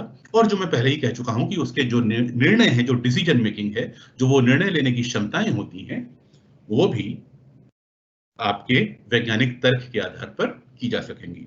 21 जून बहुत पास में आने वाला है, आज 16 जून है, तो 17, 18, 19, 20, 21, 4-5 दिन के बाद 21 जून आ जाएगा और 21 जून को आप सभी को पता है कि सूर्य ग्रहण हो रहा है। इस दशाब्दी का पहला सूर्य ग्रहण है जो वलयाकार सूर्य ग्रहण है। सूर्य एक आग के छल्ले की तरह नजर आएगा। चंद्रमा जो है सूरज को पूरा नहीं ढकेगा, कम ढकेगा, लेकिन एक आग के छल्ले की तरह चंद्रमा नजर आएगा। अभी हमारी जिम्मेदारी है कि हम अपने लोगों को बताएं कि वो सोलर फिल्टर लगाकर सुरक्षित तरीके से सूर्य को देखें। सूर्य ग्रहण में तरह तरह के अंधविश्वास, अच्छे बड़े बड़े पढ़े लिखे लोग सूर्य ग्रहण के दिन घर में छुप कर बैठ जाते हैं, घर के खिड़की दरवाजे बंद कर लिए जाते हैं कि ग्रहण हो रहा है, खाना नहीं खाते हैं, तमाम तरीके की जो मिथ्याएं चली आ रही हैं, कुरीतियां चली आ रही हैं, उसका अनुपालन करते हैं। तो हाथ जोड़ के मेरा निवेदन है कि आप अपने लोगों को बताइए कि ग्रहण को देखिए। आपके पास अगर सोलर चश्मा नहीं है तो आप टीवी पर देखिए, इंटरनेट पर देखिए, उसको एंजॉय कीजिए। और सोलर फिल्टर भी आसानी से आजकल उपलब्ध है, ऑनलाइन बाजार में मिल जाता है तलाशने पर, तो वो आप अवश्य देखें। सोलर फिल्टर के जरिए विज्ञान प्रसार कार्यालय में सोलर फिल्टर उपलब्ध है, आप यहाँ से ले सकते हैं। तो वो ग्रहण जो कुछ सेकंड के लिए नजर आएगा, पूरा एक आग का छल्ला, उसके बाद वो दिल्ली से तो उतना नहीं दिखाई देगा जितना देहरादून से और बाकी हरियाणा से दिखेगा, लेकिन दिल्ली से भी वो आंशिक ग्रहण दिखाई देगा। पार्शियल सोलर एक्लिप्स, आंशिक सूर्य ग्रहण दिल्ली से भी दिखाई देगा, जो काफी हद तक वलयाकार या कहें एकदम पूर्णता की तरह होगा और करीब जो दिन में हमको एकदम शाम का नजारा नजर आएगा।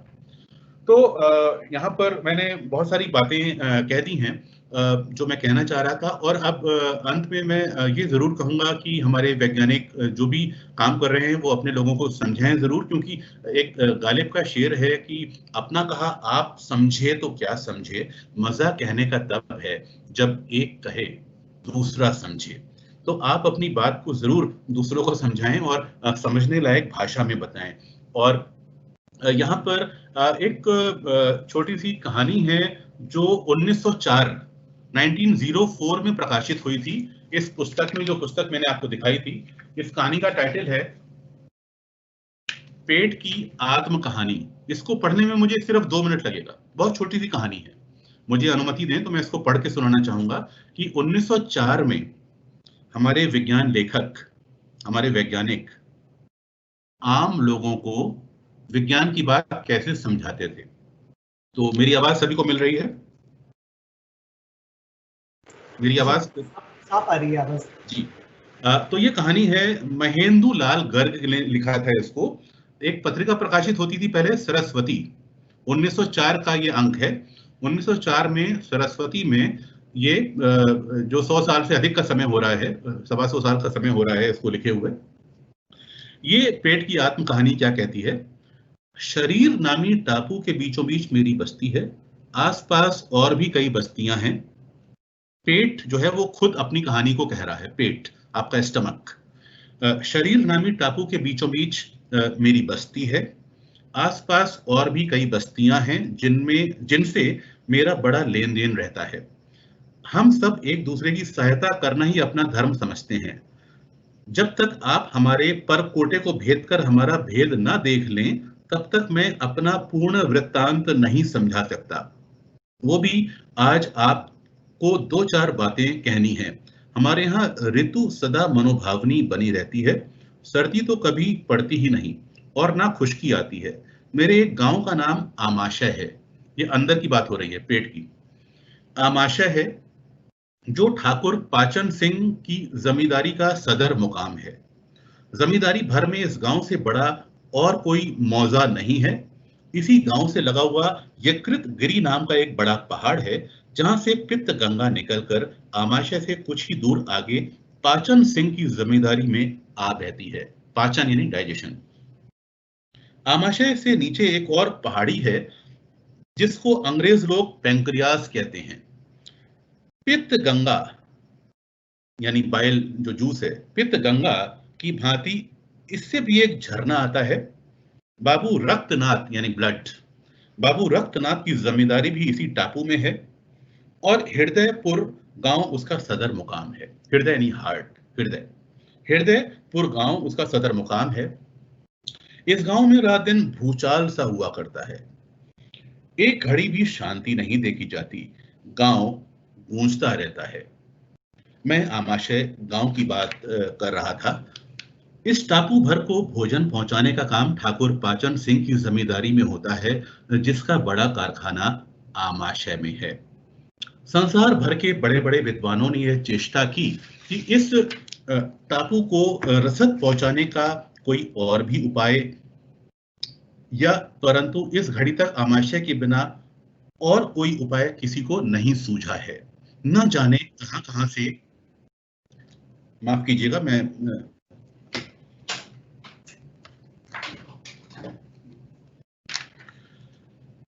न जाने कहां कहां से माल इकट्ठा होकर इस टापू के पास लाया जाता है और मुखपुरी में आकर उतरता है। यह चक्कियां दांत लगी हुई हैं। वे उस माल को एक प्रकार से जल से भिगो भिगो कर पीसती हैं। माल की जांच के लिए यहाँ एक परीक्षक है जिसका नाम हमने रसना शाह सुना है, यानी जीप। यह माल को खूब चख कर तब आगे को रवाना करता है। फिर वह एक नहर द्वारा आमाशय में पहुंचता है। यहाँ पर माल की फिर जांच होती है। यदि वह टापू के स्वास्थ्य के लिए उपयोगी नहीं होता तो आमाशय में नहीं रहने पाता, एकदम टापू के बाहर गिर पड़ता है। आमाशय की भूमि पर बसने वाले लोग देखने में बहुत ही छोटे हैं, पर रसायन विद्या में वे बड़े चतुर हैं। आप देखिए, पेट की आत्मकहानी, हमारा पेट कैसे काम करता है। आमाशय वे अपने अपने घर से एक तेजाब यानी गैस्ट्रिक जूस लाते हैं, जिसके द्वारा मुखपुरी से आया हुआ सब माल पकाया जाता है। ठाकुर पाचन सिंह की मुख्य आज्ञा तो यह है कि उन्होंने मुखपुरी में जो चक्कियां लगाई हैं, वे पहले माल को खूब महीन करें और खारी झरने, थूक की नालियों के जल से उसे पनीला बनाकर तब आमाशय को भेजें। परंतु वहां कभी कभी ऐसी जल्दी की जाती है कि जैसे का तैसा माल इनके सिर पटका जाता है। उस दिशा में इन लोगों को बड़ा कष्ट होता है। गांव भर में खलबली पड़ जाती है और कुछ देर सब डर कर बैठ जाते हैं। अनंतर बड़े परिश्रम से वे उसे पाचन योग्य बनाते हैं, परंतु फिर कई दिन तक काम करने योग्य नहीं रहते, क्योंकि इन लोगों को तेजाब यानी गैस्ट्रिक जूस तभी गुण करता है जब पहले चक्की यानी दांत अपना पूरा काम करें। आमाशय से माल तैयार होकर चक्करदार नाली यानी छोटी आंत, स्मॉल इंटेस्टाइन में छोड़ दिया जाता है, जिसमें पित्त गंगा तथा पैंक्रियास के झरने का जल यानी पैंक्रियाटिक जूस मिलकर उस माल को टापू के भोजन योग्य बना देते हैं। ज्यों ही नाली में माल पहुंचता है, टापू भर के निवासी अपने अपने हिस्से के लिए हर कार्य भेज देते हैं, जो स्वामी की रुचि के अनुसार भोजन ले जाते हैं। नाली के नीचे केवल वही अंश यानी मल रह जाता है जो किसी के काम का नहीं, वह प्रतिदिन बाहर फेंक दिया जाता है। तो ये एक छोटी सी कहानी थी जिसको मैंने 2-4 मिनट में आपको पढ़ के सुनाया। यानी यहाँ पर हमारे लेखकों ने ऐसे तमाम इसमें कहानियां हैं, तमाम ऐसी चीजें हैं जो बहुत ही रोचक हैं। वो चार्ल्स डार्विन के ऊपर हैं, वो केले के ऊपर हैं, वो भूचाल के ऊपर हैं, वो कीट पतंगों के ऊपर हैं, वो मलेरिया के ऊपर है, वो फिजिक्स पे है, वो केमिस्ट्री पे है।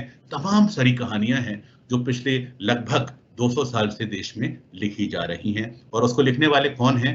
वैज्ञानिक हैं, डॉक्टर्स हैं, इंजीनियर्स हैं, विज्ञान के जानकार हैं, पत्रकार हैं, लेखक हैं और एक आम आदमी हैं हमारे आपकी तरह। तो ये बहुत जरूरी है कि हम विज्ञान का जो साहित्य देश में रचा बसा गया है उसको हम आगे बढ़ाएं और लोगों को अपनी बात पहुंचाएं। तो मेरा एक अंत में यही कहना है, मैं जो फैक्ट चेक की बात है वो भी मैं यहाँ पर कुछ स्लाइड साझा करूंगा आपके लिए, लेकिन यहाँ पर मेरी गुजारिश सबसे ये है कि आप अपने ऑफिस में अगर आप हिंदी लिखना जानते हैं, हिंदी टाइप करना के लिए आपकी कोई सहायता आपके पास उपलब्ध है, तो आप अपने नोट को हिंदी में बनाएं। हम अंग्रेजी में हस्ताक्षर करते हैं, आखिर क्यों? हम अपनी मातृभाषा में हस्ताक्षर करें। हम दुनिया में कहीं भी जाएं, क्योंकि हमारे हस्ताक्षर की कोई भाषा नहीं होती है, और हमारे हस्ताक्षर यानी हमारे हस्त अक्षर जो हमारी पहचान है, हम अपने हस्ताक्षर या नियम बना लें कि हम कभी अंग्रेजी में नहीं करेंगे, हम हमेशा हिंदी में अपने हस्ताक्षर करेंगे। हम अपने नोट हिंदी में लिखेंगे, हम अपना ईमेल, अपने जो भी डाक, अपने पत्र व्यवहार करते हैं, हम हिंदी में करेंगे। तो उससे क्या होगा कि एक हिंदी का माहौल बनेगा, और हिंदी जिसको बचाना बहुत जरूरी है, क्योंकि आज का जो जनरेशन, आज की जो पीढ़ी आ रही है, अब जो पैदा हो रहे हैं बच्चे, या आज से जो 15 साल पहले से पैदा हो रहे हैं, वो ना अंग्रेजी के हैं ना हिंदी के हैं। उनको ना ढंग से अंग्रेजी आती है ना हिंदी आती है।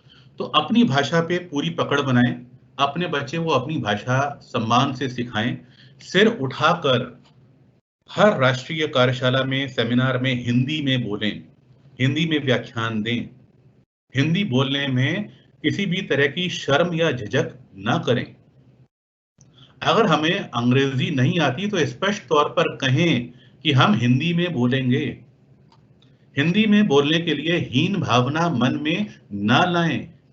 जरा नेट पर डाल के देखें कि पिछले 50 सालों में जो देश में आत्महत्याएं हुई हैं, जो सुसाइड हुए हैं, उसमें से ऐसा बहुत बड़ा प्रतिशत है उन बच्चों का जो अंग्रेजी ना बोल पाने के कारण जिन्होंने आत्महत्या कर ली, जिनका दाखिला हो गया किसी बड़े मेडिकल कॉलेज में, इंजीनियरिंग कॉलेज में, वहां पर उनको अंग्रेजी की पढ़ाई समझ में नहीं आई। उनका दाखिला कैसे हुआ? क्योंकि वो उनमें दिमाग तो होगा ना, लेकिन हमारी भाषा के वैज्ञानिकों ने, हमारी भाषा के माहौल ने, हमारे नीति जो निर्धारक हैं, उनको यहाँ पर सोचना होगा कि हम अपने पाठ्यक्रमों को हिंदी में भी बनाएं, हम मेडिकल इंजीनियरिंग की पढ़ाई हिंदी में भी विकसित करें वो किताबें। अब यहाँ पर जो चुनौती आती है और जो उपहास भी किया जाता है कि हिंदी की शब्दावली किसी के समझ में नहीं आएगी। मेरा ये कहना है कि आप हिंदी की शब्दावली को बाध्य ना करिए, आप अंग्रेजी और हिंदी दोनों की शब्दावली चलाइए, लेकिन जो बच्चे को दिक्कत आती है वो दिक्कत आती है अंग्रेजी को बोलने में, अंग्रेजी के वाक्यों को लिखने में। शब्दावली जो है वो आपका ग्रेविटेशनल फोर्स है, या वो एपी सेंटर है, या फोकस है भूकंप आने पे, तो वो आप उसको रखिए, आप उसको अंग्रेजी में रखिए, आप मानक शब्दावली का प्रयोग भी हिंदी का करिए, अंग्रेजी के भी शब्द रखिए, लेकिन जो दिक्कतें आती हैं हमें उसकी तह में जाना होगा। बच्चा अंग्रेजी ना बोल पाने के कारण, हिंदी भाषा का बच्चा जिसका सिलेक्शन हो जाता है इंजीनियरिंग कॉलेज में, बड़े डिग्री कॉलेज में, मेडिकल कॉलेज में, वो आत्महत्या क्यों करता है?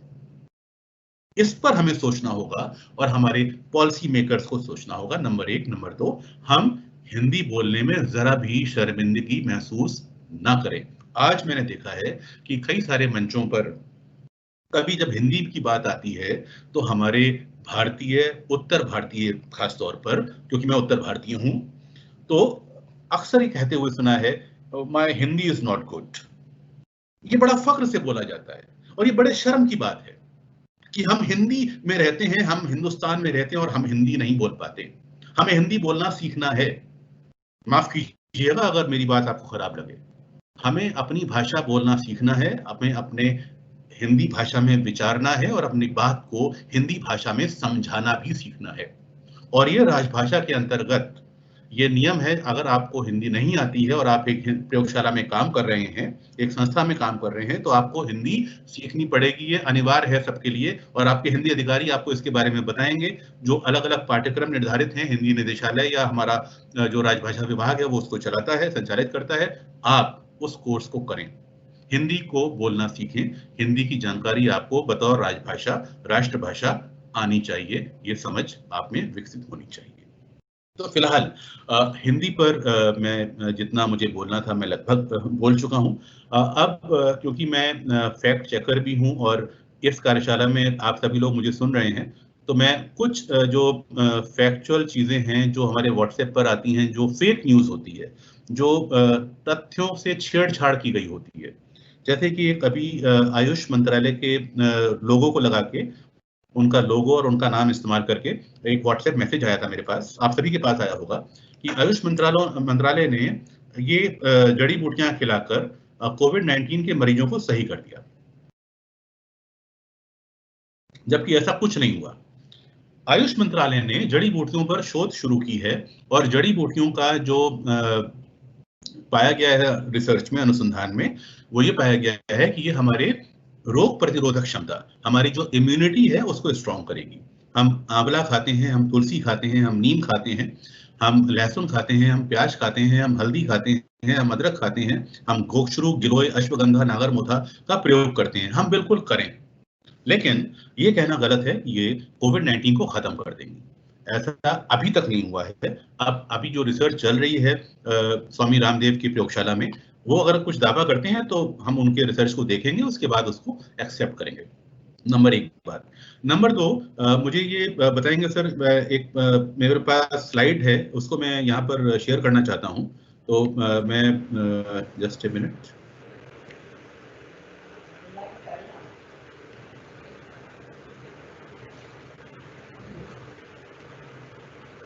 ये आपको स्लाइड दिखाई दे रही है?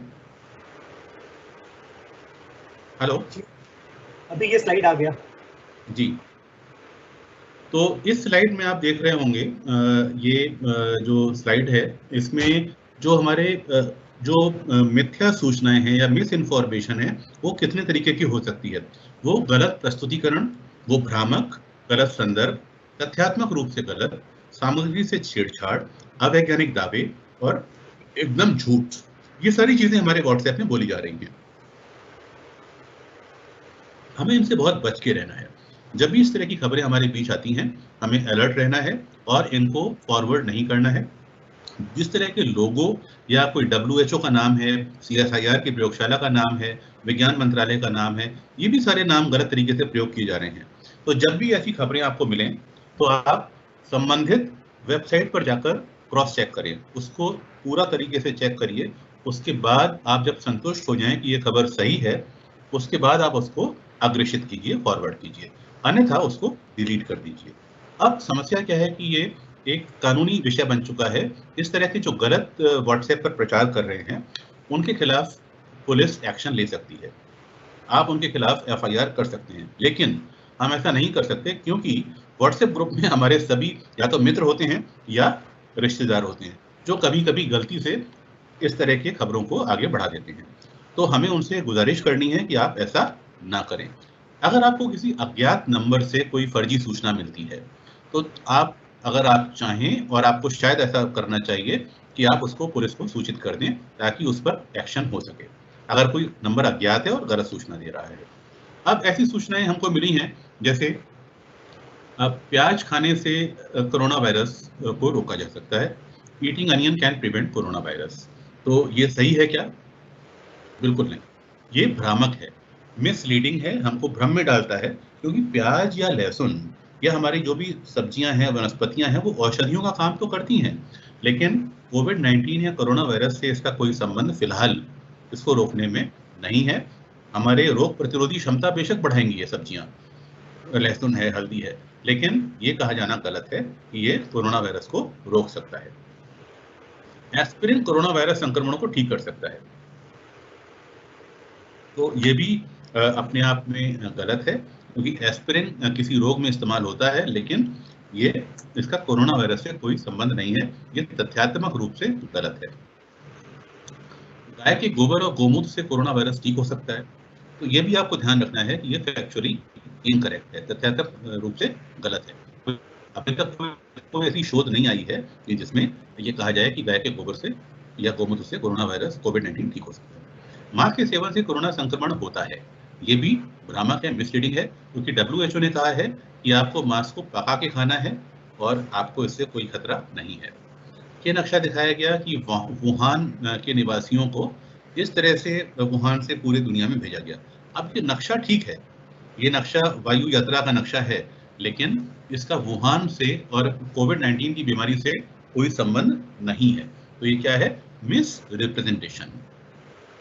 नमक के पानी से गरारे करने से कोरोना वायरस से संक्रमण से बचाव होता है।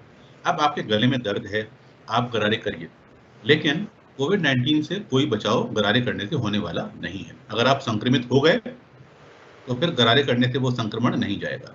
आपको आराम करना होगा, 14 दिन आपको अलग एक जगह पर रहना होगा। सोना बाथ या हेयर ड्रायर से गर्म हवा कोविड-19 को रोकेगी या उसका इलाज करेगी? ये भी क्या है? Factually incorrect. हमारे प्राकृतिक चिकित्सा में कटी स्नान या बहुत सारे स्नान होते हैं जो हमें फायदा पहुंचाते हैं, लेकिन इसका कोविड-19 से कोई संबंध नहीं है। यहाँ पर दिखाया गया कि ये कोरोना वायरस पीड़ितों का सामूहिक दाह संस्कार हो रहा है और चीन में सल्फर डाइऑक्साइड का बहुत ज्यादा उत्सर्जन हुआ। तो ये मानचित्र सही है, लेकिन ये सूचना गलत है और ये सामग्री से छेड़छाड़ की गई है। तो आप देखिए, कोई भी चित्र से कोई भी सूचना आप बना देते हैं और हमारे लोग उसको फॉरवर्ड भी कर देते हैं। डेटॉल में ये दावा किया गया कि कोविड-19 को मारने में सक्षम है, जो गलत दावा है, और फिर ये डेटॉल को हटाना पड़ा। ये भी क्या है? भ्रामक है, भ्रम फैला रहा है। अगर सूचना इतनी अच्छी है कि हमको सही लग रही है, तो शायद ये सच नहीं है। ये बात ध्यान मान के चलिए।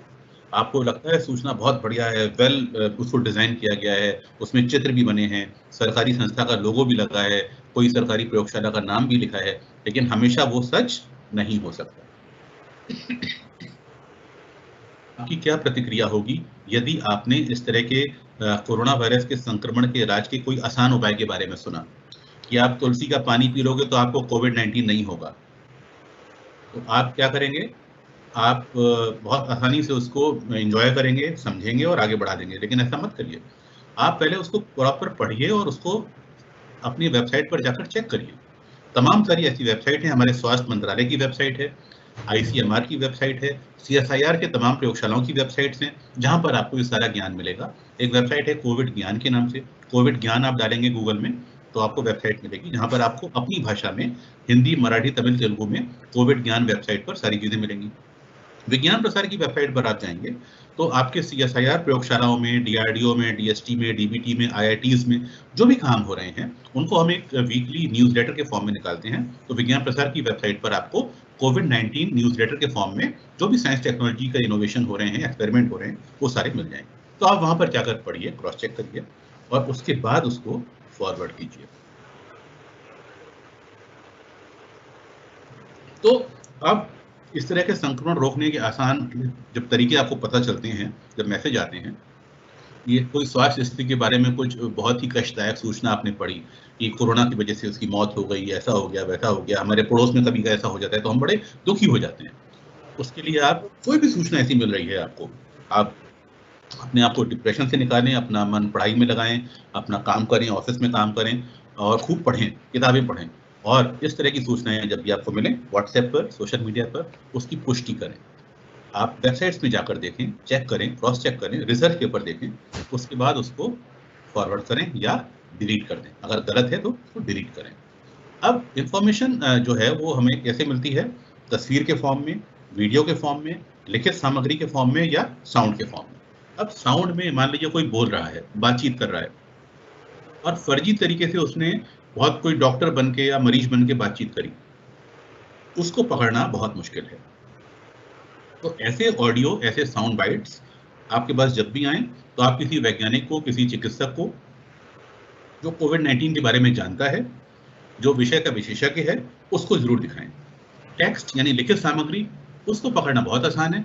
आप लिखित सामग्री जो देखेंगे, जो पढ़ेंगे, उस पर आप WHO की वेबसाइट है, कोविड ज्ञान है, विज्ञान प्रसार की वेबसाइट है, ICMR की वेबसाइट है, हमारे स्वास्थ्य मंत्रालय की वेबसाइट है, वहाँ पर जाकर उस जानकारी को तलाशें कि ये सही है या गलत है, आपने जो पढ़ा। फिर फोटो और वीडियो, कहीं से भी फोटो उठा लिया, उस पर कोई फर्जी समाचार बना दिया, वीडियो चोरी कर लिया, उस पर कुछ फर्जी वॉइस को डब कर दिया, आवाज़ को डब कर दिया।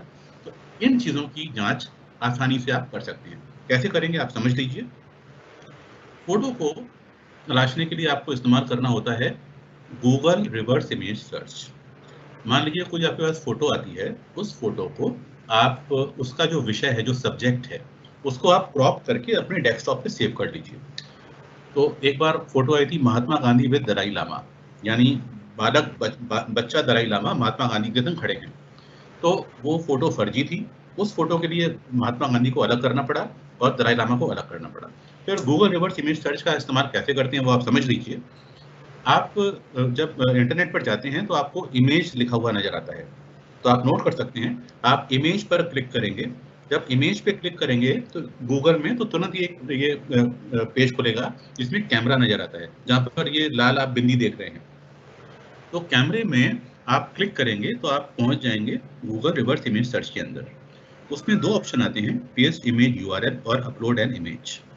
तो आपने अगर इमेज अपने डेस्कटॉप पे सेव की हुई है तो आप यहाँ पर इमेज को अपलोड करेंगे तो तुरंत ही आपको सर्च करके बता देगा कि इस पिक्चर का ओरिजिनल सोर्स क्या है, इसका प्रयोग पहले कहाँ-कहाँ किया गया है और इसका जो ये फर्जी है या इसका ओरिजिनल पिक्चर कौन सी है, वो सब आपको तुरंत रिजल्ट में सामने आ जाएगा।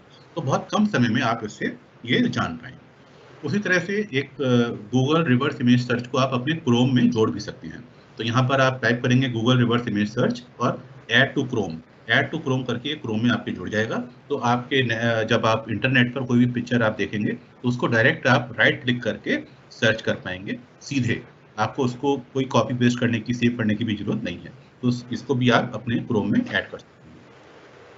ऐसे एक और सर्च इंजन है रेव आई रिवर्स इमेज सर्च, इसको भी आप क्रोम में जोड़ सकते हैं। तो ऑनलाइन जो भी पिक्चर होंगी आपके फेसबुक पर या इंटरनेट पर, उसी फोटो में आप राइट क्लिक करेंगे और ये सर्च इंजन काम करेगा और आपको तुरंत नतीजे सामने आ जाएंगे। है जो बताई गई कि कोविड काल में इटली में एक व्यक्ति ने होटल से कूदकर आत्महत्या करी और उसका पूरा परिवार जो है वो कोरोना की चपेट में आ गया था। जब इस पिक्चर को हमने सर्च किया, ये गूगल रिवर्स इमेज सर्च से, इसको हमने क्रॉप कर लिया, छोटा सा अलग पार्ट इसका काट लिया और उसके बाद इस पिक्चर को हमने जब रिवर्स इमेज में सर्च किया तो हमको पता लगा कि ये जो होटल है ये इटली में नहीं है और ये होटल आप देख रहे हैं, होटल के ऊपर लिखा हुआ है स्पेन। ये होटल स्पेन में है, तो ये इटली का नहीं है। यानी एक फर्जी खबर बना के इसको इटली का होटल बना दिया गया और इटली की खबर दे दी गई। तो यहाँ पर यह भी पाया गया कि ये कोविड से पहले 27 दिसंबर 2019 की फोटो है। उस समय तक इटली में कोरोना नहीं फैला था। सर्च करने के लिए एक बहुत अच्छा टूल है, वो है यूट्यूब डाटा व्यूअर। यहाँ पर यूट्यूब के वीडियो का URL को आप डालेंगे और गो का बटन दबाएंगे तो ये आपको पता लग जाएगा कि ये यूट्यूब का वीडियो कब पोस्ट किया गया है, किस समय, किस तारीख में। और इसके जो वीडियो के स्टिल फोटोग्राफ होते हैं वो नीचे खुल जाएंगे और आप स्टिल फोटोग्राफ पर राइट क्लिक करेंगे माउस में ले जाके तो आपको तुरंत गूगल रिवर्स इमेज सर्च का ऑप्शन आएगा ताकि और आप अपना रिवर्स इमेज को सर्च कर पाएंगे। ये बहुत पावरफुल सर्च इंजन है इनविड EU क्रोम डाउनलोड। आप ये गूगल में डालेंगे इनविड EU क्रोम डाउनलोड और इसको क्रोम में ऐड कर लेंगे, ये भी आपके क्रोम में ऐड हो जाएगा। और ये आपके लिए क्या करता है, ये एक इसमें टूल होता है, आप नोट कर सकते हैं, एनालिसिस। आप जब इसको डाउनलोड कर लेंगे अपने क्रोम में, आपको ये अपने इंटरनेट पर दिखाई देगा, आपके लैपटॉप पर ऊपर की तरफ एकदम ऊपर छोटे से बिंदी के रूप में दिखाई देता है। तो ये आप कोई भी URL हो, चाहे वीडियो यूट्यूब का हो, चाहे वो किसी भी फेसबुक का हो, कोई भी इंटरनेट का वीडियो हो, ये उसके लिए काम करता है। और इसमें एक इनबिल्ट में एक ऑप्शन आता है एनालिसिस में आप जाएंगे और वो URL डालेंगे तो आपको वीडियो की पूरा एनालिसिस आ जाएगी कि उसका लाइसेंस फर्जी है, ये इस तारीख को पोस्ट किया गया। और इसमें भी फायदा क्या होता है कि उस वीडियो के नीचे स्टिल इमेजेस बन के आ जाते हैं, और स्टिल इमेज में आप राइट क्लिक करते हैं और गूगल रिवर्स इमेज सर्च लगाते हैं, तो आपको वो वीडियो का ओरिजिनल वीडियो तुरंत आसानी से मिल जाता है। सारी बातें, अब जैसे ये वीडियो वायरल हुआ था कि ये हमारे जमातियों ने चम्मच झूठे करे और कोरोना वायरस को फैला दिया। तो जब ये इसको चेक करा गया तो पता लगा कि ये दावा बिल्कुल गलत है। और यहाँ पर आप दूसरा बिंदु देखेंगे कि ये 31 जुलाई 2018 का वीडियो है, जिसमें ये दाऊदी बोहरा समुदाय के लोग हैं और अपने धर्म गुरु सैयदना के आदेशों पर इनके यहाँ खाने की बेकदरी न करने की परंपरा है। तो जो भी बर्तन में चम्मच में झूठन बची रह जाती है, ये उसको खाते हैं, ये इनके यहाँ परंपरा है। फिलहाल इसका कोविड से कोई संबंध नहीं है। ये उसके बारे में और इन्फॉर्मेशन है। तो ये कुछ वेबसाइट हैं जो आप नोट कर सकते हैं, जहाँ पर आपको कोविड की बहुत सारी जानकारियाँ मिलेंगी, जो मैंने आपको बता भी दिया है लगभग। WHO है, CDC अमेरिका का है, food and drug administration America का है, हमारी ministry of health family welfare है, ICMR है भारत सरकार का, Indian scientist response to Covid, और TIFR का है कोविड ज्ञान और विज्ञान प्रसार। तो ये सारी वेबसाइट आपको कोरोना की बहुत सारी जानकारियाँ देंगी। और जब भी इस तरह के फर्जी मैसेज आपको व्हाट्सएप पर मिले, तो आप 5 सवाल पूछिए अपने आप से, क्या ये एक फॉरवर्डेड मैसेज है? आपको जवाब मिलेगा यस, हाँ। क्या ये विश्वसनीय है? अधिकतर आपके जवाब आपको खुद ही अपने आप को देंगे, नहीं। क्या जानकारी विश्वसनीय स्रोतों का हवाला देती है? शायद नहीं, क्योंकि उसमें जो भी चीज़ें होंगी उसकी स्पेलिंग मिस्टेक होगी या कुछ गलत फर्जी सोर्स पड़े होंगे। प्रॉपर बड़ा डिज़ाइन उसका बहुत अच्छा होगा, लेकिन प्रॉपर वो सोर्स नहीं होंगे। क्या तस्वीर या वीडियो वास्तविक हैं? वास्तविक तो होते हैं, लेकिन ये वीडियो उन खबरों के नहीं होते जो खबर उसमें लगाई गई होती है। कोई भी पुराना फोटो को उठा के उस पर नई खबर को लगा के वो आगे बढ़ा दिए जाते हैं। क्या पोस्ट में विश्वास करना मुश्किल है? ये भी आप इसका भी जवाब जो है वो ना होगा। आप बहुत मुश्किल से उसका विश्वास करेंगे, लेकिन फिर भी आप उसको फॉरवर्ड करते हैं, आगे बढ़ाते हैं, ऐसा ना करें। और आपके द्वारा भेजी जाने वाली जानकारी के लिए आप जिम्मेदार हैं। Someone said it, there is no excuse, है ना? आप इसको एकदम रोक दें। Don't believe if according to the report are saying it has been reported, claimed that। जब ऐसे दावे किए जाते हैं, तो अगर आप उसके ओरिजिनल सोर्स का पता नहीं लगा पा रहे हैं, आप उसको वेरीफाई नहीं कर पा रहे हैं, तो उसको आप आगे ना बढ़ाएं, उसको वहीं पर डिलीट कर दें। और आगे बढ़ाने से क्या होगा? फेक न्यूज़ को आगे बढ़ाने से क्या होगा? जबरदस्ती का एक अंधविश्वास, गलत सूचनाएं फैलेगा और कहीं पे ये मॉब लिंचिंग का भी कारण बन सकता है। आप जो भी देखते हैं और पढ़ते हैं उस पर विश्वास ना करने के 5 कारण हैं, यानी जो फर्जी खबर है। फेक न्यूज़ का एक एजेंडा होता है, जो मैंने बताया, मिथ्या प्रचार, गलत पब्लिसिटी, उस पर आपको विश्वास दिलाते हैं कि आप इस मैसेज को आगे बढ़ाएंगे तो आपको एक 50 इंच का टीवी फ्री में मिलेगा। इस मैसेज को आप 10 लोगों को आगे भेजेंगे और करीब 5 ग्रुप में डाल देंगे, तो आपको एक वॉशिंग मशीन फ्री मिलेगी। तो वो क्या होता है कि आपसे आपको हमें बेवकूफ़ बनाकर अपनी पब्लिसिटी कर रहा है वो ब्रांड, और हम उसकी पब्लिसिटी करे जा रहे हैं। तो हम ऐसा बिल्कुल ना करें। ये फेक न्यूज़ होती है, ये पूरा एजेंडा है उसका। दूसरा एजेंडा है कि हमारी उग्र भावनाओं को फैलाने के लिए, कहीं वो हिंदू मुस्लिम हो सकता है, कहीं कोई भी मजहब की लड़ाई हो सकती है, उसके लिए बनाई जाती है। तीसरा एजेंडा होता है फेक न्यूज़, आपको उन चीज़ों पर विश्वास कराना चाहते हैं जो आपके विचारों के अनुसार होते हैं। हाँ, हम सोच रहे हैं, देखो हाँ, तुलसी पीने से ऐसा हो सकता है, देखो मैसेज में भी लिखा हुआ, अब इसको फॉरवर्ड कर दो। ऐसा मत। सामने दिखता है, सच उससे परे है। जो आपको सामने दिखता है उसको पूरी तहकीकात करें, सोचें। प्रेषक चाहता है कि आप पोस्ट को वायरल करें और आप कर देते हैं, ऐसा मत करें। विश्वसनीय स्रोत जिन्हें आप सत्यापित करने के लिए उपयोग कर सकते हैं। WHO का एक व्हाट्सएप नंबर है, आप नोट कर सकते हैं, +417989318992। WHO की वेबसाइट है, आपको पता है। और एक और हेल्पलाइन नंबर है हमारे भारत सरकार का, MyGov कोरोना हेल्प डेस्क, 9013151515। इन नंबरों पर आप व्हाट्सएप करेंगे, आपको बहुत सारी सूचनाएं मिलेंगी। ये कुछ ऐसी वेबसाइट हैं जहां पर आप फैक्ट चेक में अपना ज्ञान जाके बढ़ा सकते हैं। ऑल्ट न्यूज़ है, ha.asia है, factcheck.afp.com है, बूम लाइव है, विश्वास न्यूज़ है। इस तरह की वेबसाइट में आप जा सकते हैं। तो फिलहाल मेरा प्रेजेंटेशन यहाँ समाप्त हुआ है, और अगर आप कुछ सवाल पूछना चाहते हैं तो मोस्ट वेलकम।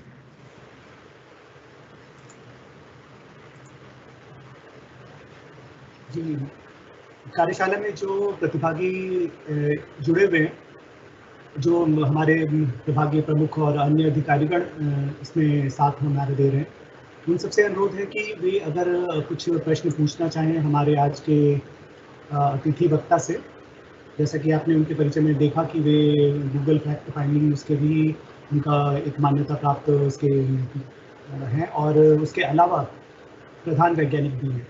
तो हम इसको अपने क्वेश्चन आंसर सत्र को अभी शुरू कर रहे हैं दोबारा, और जो अपना प्रश्न आप रखना चाहें तो इस चैट बॉक्स में आप उसको डालिए, और हमारे जो अतिथि वक्ता हैं, विशेषज्ञ हैं इस सत्र के, उनके सामने वो प्रश्न रखे जाएंगे और उनका समाधान दे करेंगे।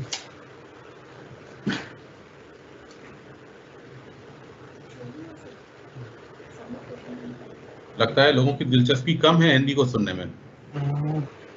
थोड़ा सा ये है कि कुछ चीज़ों को अभी वो ज़्यादातर क्योंकि नए हैं, तो अभी यहाँ के माहौल से परिचित हो रहे हैं और चीज़ों को देख समझ रहे हैं।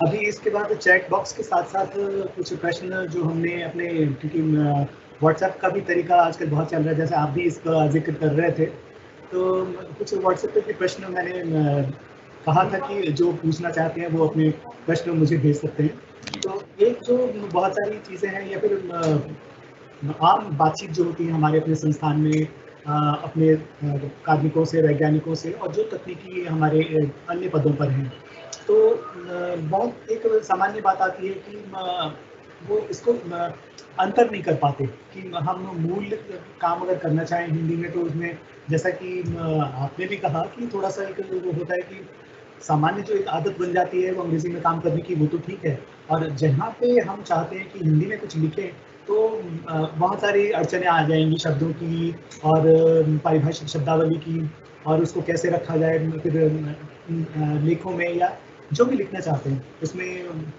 तथ्यों को कैसे रखें, टेबल का, ग्राफ का, और इन सब चीज़ों की।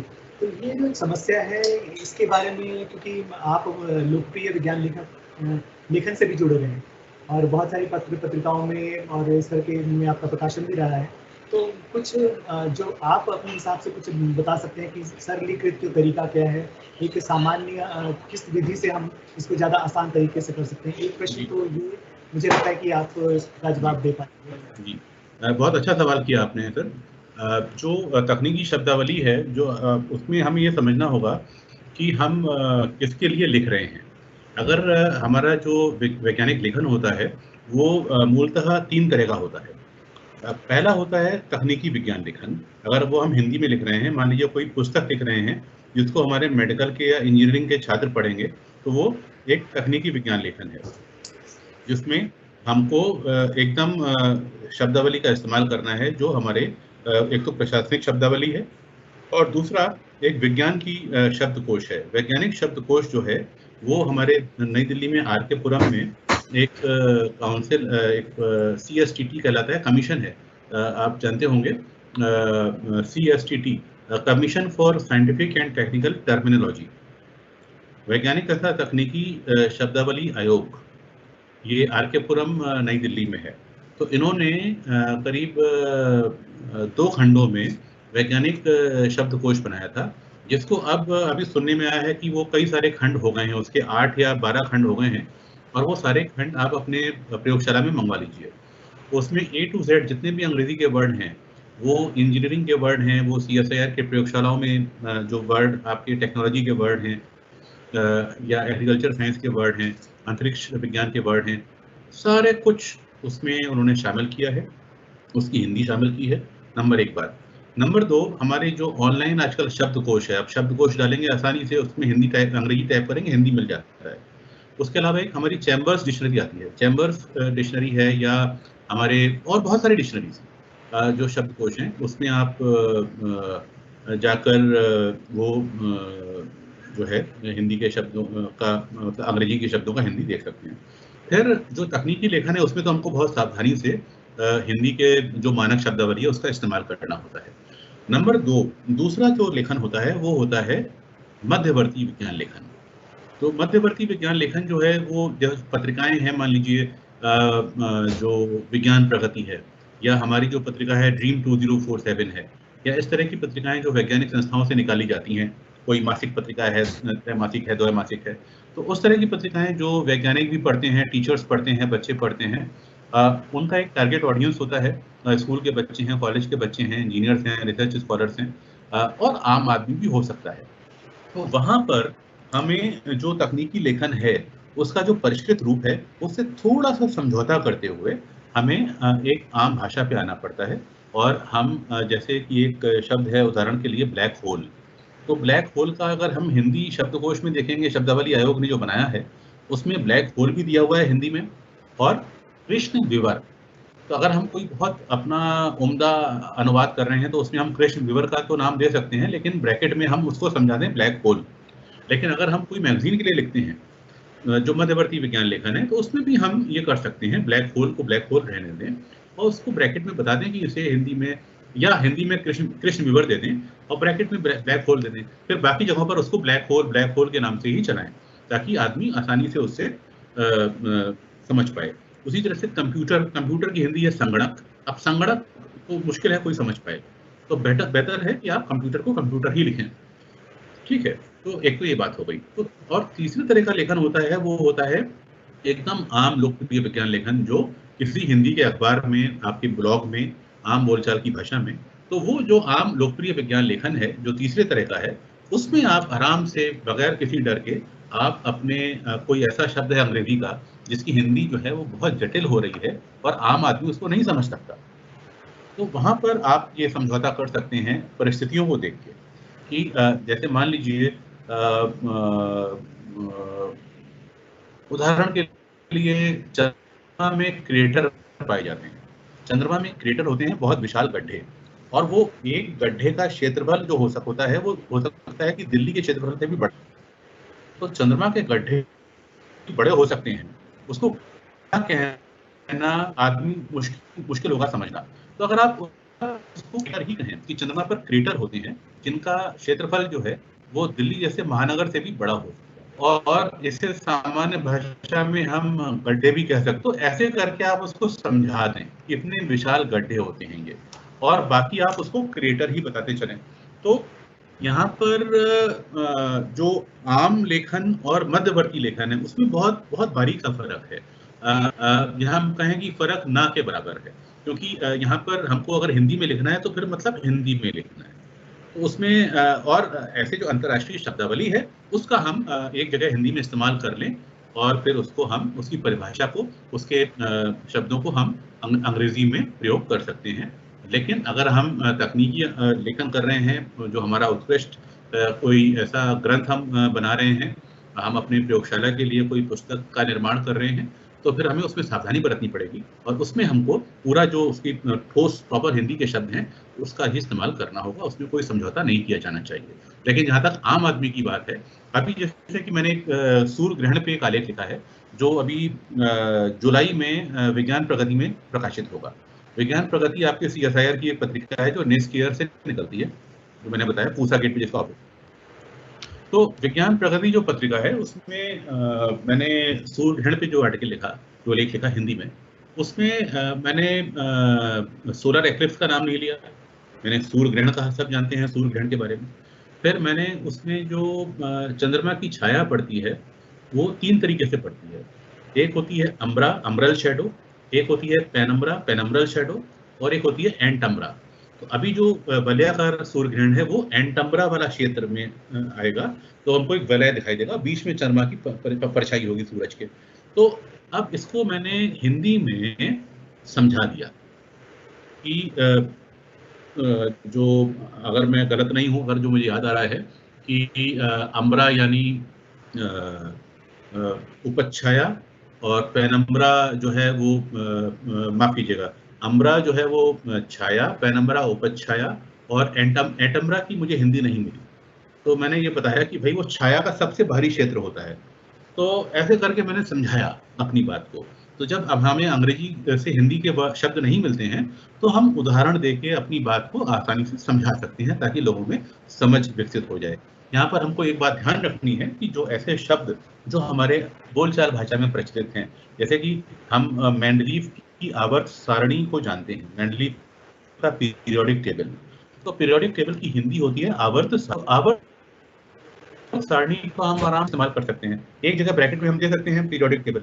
तो हमको ये अपने विवेक से तय करना है कि हम कहाँ पर अंग्रेजी के शब्द को देवनागरी में लिखेंगे, लोग समझ जाएंगे आसानी से, क्योंकि वो प्रचलित शब्द है जैसे कंप्यूटर, और कहाँ पर हमको हिंदी और कहाँ पर अंग्रेजी का शब्द का इस्तेमाल करना है। ये हमको अपने परिस्थिति के अनुसार, अपने विवेक के अनुसार और अपने लोगों के समझ के अनुसार उसको इस्तेमाल करना चाहिए।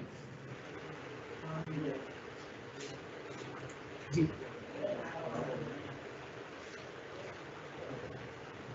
जी, अभी जैसा आप कोई और सवाल? हाँ जी, जैसा अभी आप बता रहे थे, ये एक जी।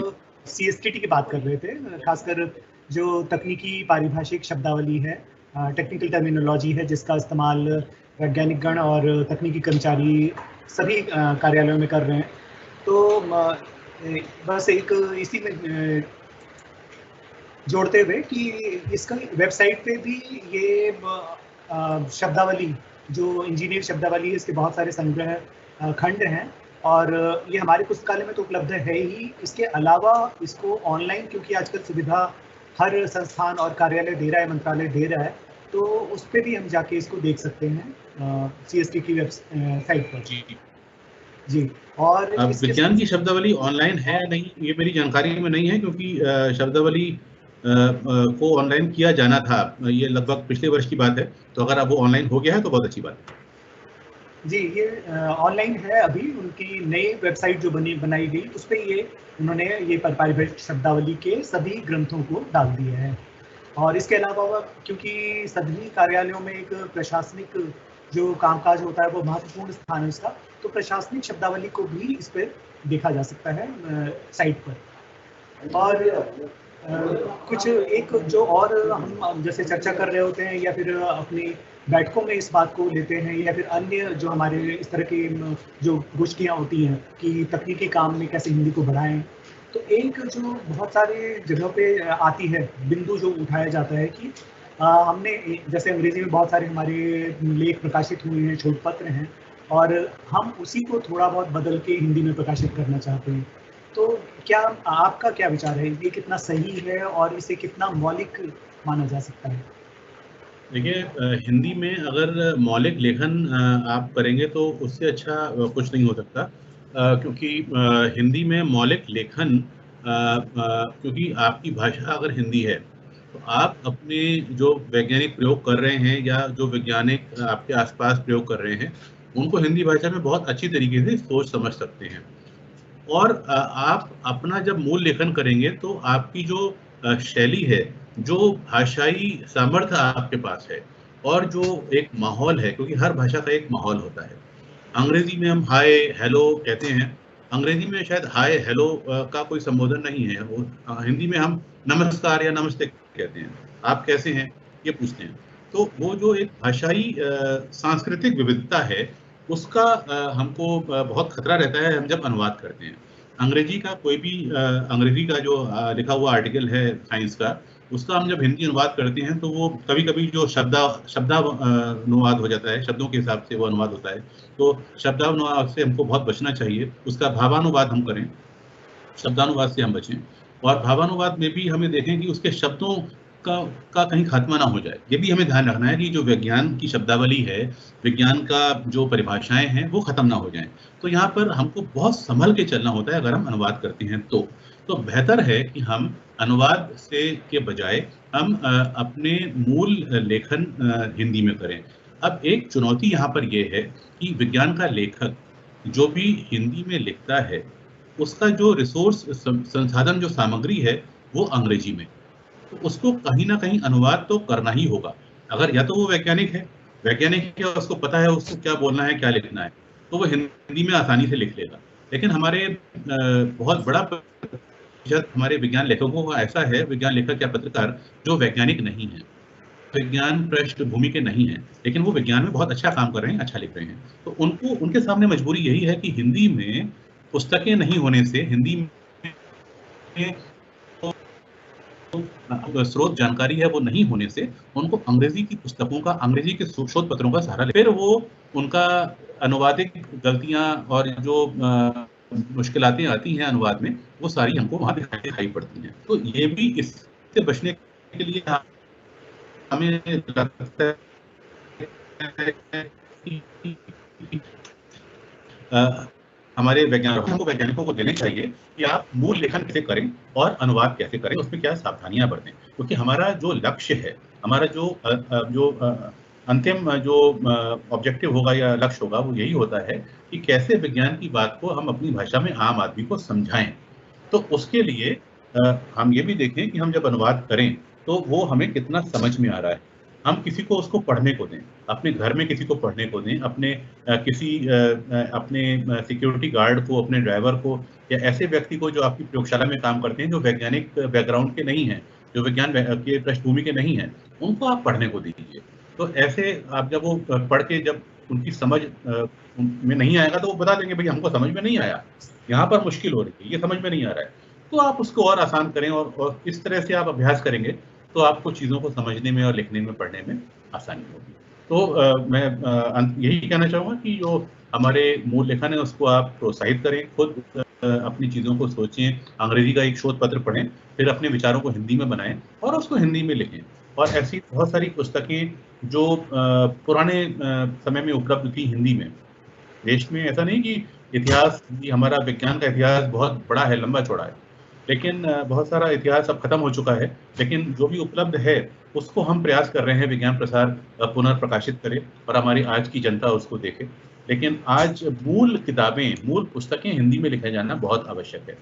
जो वैज्ञानिक, जो विज्ञान के जानकार या विज्ञान के लेखक, विज्ञान को चाहने वाले, अगर उनकी वैज्ञानिक पृष्ठभूमि नहीं भी है और वो कुछ अच्छा लिखते हैं, साक्षात्कार करते हैं वैज्ञानिकों का, या कुछ अच्छे ग्रंथों का सहारा लेकर कुछ हिंदी में लिखते हैं, तो उनका बहुत स्वागत है और ऐसा लिखा जाना चाहिए।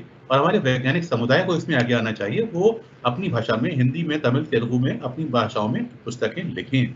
तब जाकर हमारा जो हम अपनी भाषाओं के बारे में बात करते हैं, वो तब और समृद्ध हो पाएंगी, जब हमारे विज्ञान को हम अपने लेखन में लाएंगे और अपने लोगों को वो पुस्तकें दे पाएंगे कि आप इनको पढ़िए और इनका रसास्वादन कीजिए, इनसे आप समझिए कि हम क्या कर रहे हैं।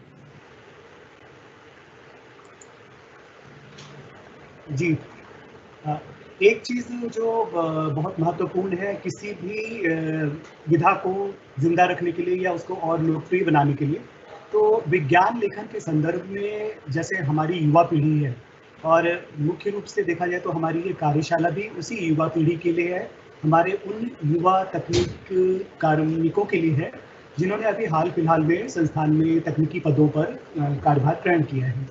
तो उन्हें विज्ञान लेखन में उनकी रुचि जगाने के लिए और कुछ हद तक विज्ञान का प्रचार भी, क्योंकि उसी से संबद्ध एक पक्ष है, आम जनता में उसका प्रचार भी करना है, तो हमें आम भाषा से जुड़ना पड़ेगा।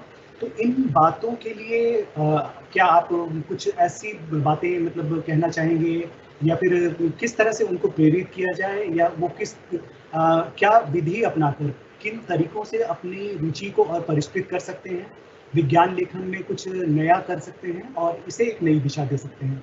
इसके बारे में कुछ अगर आप। ये बहुत अच्छा सवाल है। तो मैं अपने जो हमारे नौजवान साथी हैं, जो हमारे युवा साथी जिन्होंने अभी ये संस्थान ज्वाइन किया है, उनको मैं ये कहूँगा कि देखिए, बहुत सारी देश में पत्रिकाएं निकलती हैं जो हिंदी में निकलती हैं, और जो विज्ञान की पत्रिकाएं हैं उनको नियमित रूप से वो पढ़ें। उन पत्रिकाओं के मैं कुछ नाम आपको यहाँ बताना चाहूँगा। आपके CSIR से एक पत्रिका निकलती है विज्ञान प्रगति, उसको हर वैज्ञानिक को, हर शोधार्थी को, हर स्टाफ मेंबर को पढ़ना चाहिए। विज्ञान प्रगति आप अवश्य पढ़ें। उसके आप 10-12 पत्रिकाएं निकाल के अलग अलग अपने यूनिट्स में बांटें और लोगों को पढ़ने के लिए प्रेरित करें। विज्ञान प्रगति के अलावा दूसरी पत्रिका है आविष्कार, जो आविष्कार का प्रकाशन होता है NRDC से, नेशनल रिसर्च डेवलपमेंट काउंसिल, जो जमरूदपुर नई दिल्ली में है, NRDC। तो ये आविष्कार भी आप अवश्य पढ़ें। उसके अलावा हमारा जो वैज्ञानिक और तकनीकी शब्दावली आयोग है, वो अपनी त्रैमासिक या द्विमासिक पत्रिकाओं का संपादन और प्रकाशन करता है। उसका नाम है विज्ञान गरिमा सिंधु। उस भी पत्रिका को आप मंगाकर पढ़ें।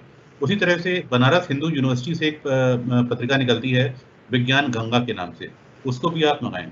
और इलाहाबाद में विज्ञान परिषद प्रयाग का कार्यालय है और देश की सबसे पुरानी पत्रिका अभी भी वहां से निकाली जा रही है, जिसका टाइटल है विज्ञान। ये 1915 से वहां प्रकाशित हो रही है, तो इसको 100 साल से ऊपर हो गए हैं। तो विज्ञान पत्रिका मासिक पत्रिका है, उसको आप पढ़ें। फिर विज्ञान प्रसार से जो पत्रिका निकलती है ड्रीम 2047, ये द्विभाषी है, हिंदी अंग्रेजी दोनों में। इसको आप नियमित मंगाएं, उसको नियमित पढ़ें। उसके अलावा एक पत्रिका है डिस्कवरी के नाम से, जो हैदराबाद से निकलती है। डिस्कवरी जो है वो हिंदी में है और अन्य भारतीय भाषाओं में है, तो आप हिंदी में अवश्य उसका अंक मंगाएं। बड़ी उम्दा पत्रिका है, जिसमें अधिकांश अनुवाद होता है, लेकिन अच्छी पत्रिका है हिंदी की। भोपाल से एक पत्रिका निकलती है इलेक्ट्रॉनिकी आपके लिए। इलेक्ट्रॉनिकी आपके लिए जो है वो एक अच्छी पत्रिका है, जो कई सारे विज्ञान के लेख, विज्ञान के निबंध, विज्ञान के जो फिक्शन है, साइंस विज्ञान गल्प है, उसको कवर करती है। एक और फैजाबाद से पत्रिका निकलती है ऑनलाइन, विज्ञान कथा के नाम से।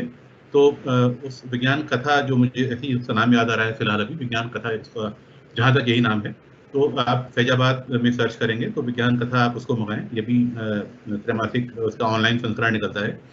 उसके अलावा एक पत्रिका है जो भोपाल और होशंगाबाद से निकलती है, एकलव्य निकालता है उसको।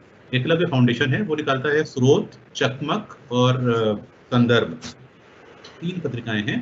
संदर्भ पत्रिका बहुत उम्दा पत्रिका है हिंदी की, जिसमें बहुत अच्छे शोध की भाषा में वैज्ञानिक जानकारी दी जाती है। उसमें हमारे स्टाफ के जो आपके नए बच्चे हैं, नए लोग हैं, उसमें उसको अवश्य लिखें। हमारे रिसर्च स्कॉलर्स हैं, हमारे प्रशासनिक और भी अलग अलग कार्यों में काम, जो विभागों में काम करने वाले लोग हैं, उसको पढ़ें, उसमें लिखें। संदर्भ है। दूसरा है स्रोत। स्रोत पत्रिका जो है, जो नाम से जैसा लगता है कि एक तरह से रिसोर्स मैगजीन है। ये एक अलग अलग अखबारों में जाती है मैगजीन, और इससे लोग अपने आलेख छापते हैं उन अखबारों में के नाम से। और एक पत्रिका है चकमक। चकमक जो है वो भी विज्ञान की पत्रिका है, जो बच्चों की पत्रिका। तो ऐसी और भी तमाम पत्रिकाएं हैं। एक अखबार है जो जयपुर से निकलता है वैज्ञानिक दृष्टिकोण के नाम से। वैज्ञानिक दृष्टिकोण के नाम से ये साप्ताहिक अखबार है, जो आपको हिंदी की तमाम नई नई जानकारियां देता है। तो ये कुछ पत्रिकाएं हैं जिनके नाम मुझे अभी फिलहाल याद आ रहे हैं। और इसके अलावा और भी कई सारी विज्ञान की पत्रिकाएं हैं, जो पंजाबी में, मराठी में, तमिल, तेलुगु, उड़िया, बांग्ला भाषाओं में निकलती हैं। विज्ञान प्रसार ने प्रयास किया है अलग अलग भाषाओं में पत्रिकाएं निकालने का, जिसमें बांग्ला और तमिल भाषाओं में हम पत्रिकाएं आरंभ कर चुके हैं। तो ऐसे बहुत सी पत्रिकाएं हैं जो प्लेटफॉर्म हैं। और आप अपना ब्लॉग बना सकते हैं। हमारे जो नवोदित नए लेखक हैं, स्टाफ के लोग हैं, जो विज्ञान लिखना चाहते हैं, तो वो इन पत्रिकाओं को पढ़ें। उसके अलावा एक पत्रिका है कुरुक्षेत्र, जो हमारे ग्रामीण मंत्रालय से निकलती है, हमारा रूरल डेवलपमेंट मिनिस्ट्री। और एक पत्रिका है योजना। तो कुरुक्षेत्र और योजना में भी लगातार ये आलेख प्रकाशित होते हैं विज्ञान और टेक्नोलॉजी से संबंधित, स्वास्थ्य, पर्यावरण आदि के। तो इस तरह की पत्रिकाएं जो हैं वो नियमित रूप से ये सारी चीजें प्रकाशित करती हैं। तो इनको आप पढ़ें और अपना कोशिश करें कि इनमें आप लिखें। तमाम तरीके के अखबार हैं, साप्ताहिक अखबार हैं, अपना आप ब्लॉग बना सकते हैं, फेसबुक पर आप नियमित लिखें, कॉलम बनाएं। वैसे बहुत सारे काम हो सकते हैं जो आप लिख पढ़ सकते हैं। और सबसे बड़ी बात है, क्योंकि आप वैज्ञानिकों के संपर्क में हैं, जो भी स्टाफ आपका ज्वाइन किया है यहाँ पे नया, वो वैज्ञानिकों के संपर्क में है। तो अपने वैज्ञानिकों से जानकारी हासिल करें, उनके शोध पत्र पढ़ें, उनसे पूछें और खूब सवाल करें। जितना पूछेंगे उतना आपको जानकारी बढ़ेगी और आप तमाम चीज़ों में अपनी लेखनी कर सकते हैं। तो उसके लिए आपको लेखन का अभ्यास करना होगा, और उसके लिए सबसे पहली शर्त है पढ़ना। जितना पढ़ेंगे, जो पत्रिकाओं का मैंने आपको नाम बताया, और विज्ञान प्रसार के बहुत सारे प्रकाशन हैं जो आप अपने पुस्तकालय के लिए परचेज कर सकते हैं, खरीद सकते हैं। तमाम सारी हिंदी की पुस्तकें हैं। विज्ञान लेखन के 100 वर्ष है, विज्ञान लेखन के आरंभिक प्रयास हैं, बहुत सारी किताबें हैं हमारी, जो आपको हिंदी लिखने के लिए प्रेरित करेंगी। जी, धन्यवाद।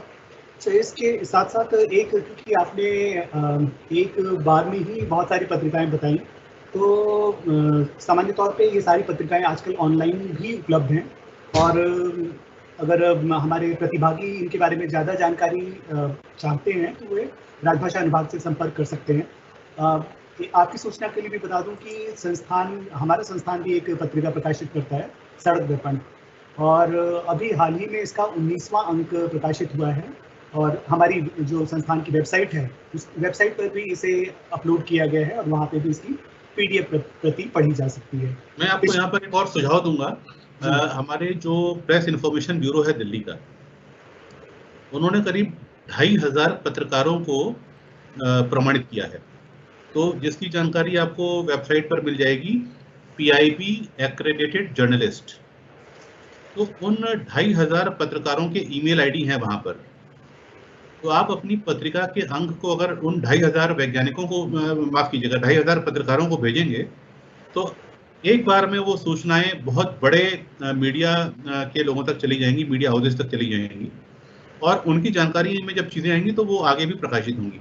तो ये जो पत्रिका है आपकी, ये क्या समान पत्रिका है या इसमें आपके शोध के पत्र भी या नई जानकारी भी आप प्रकाशित करते हैं?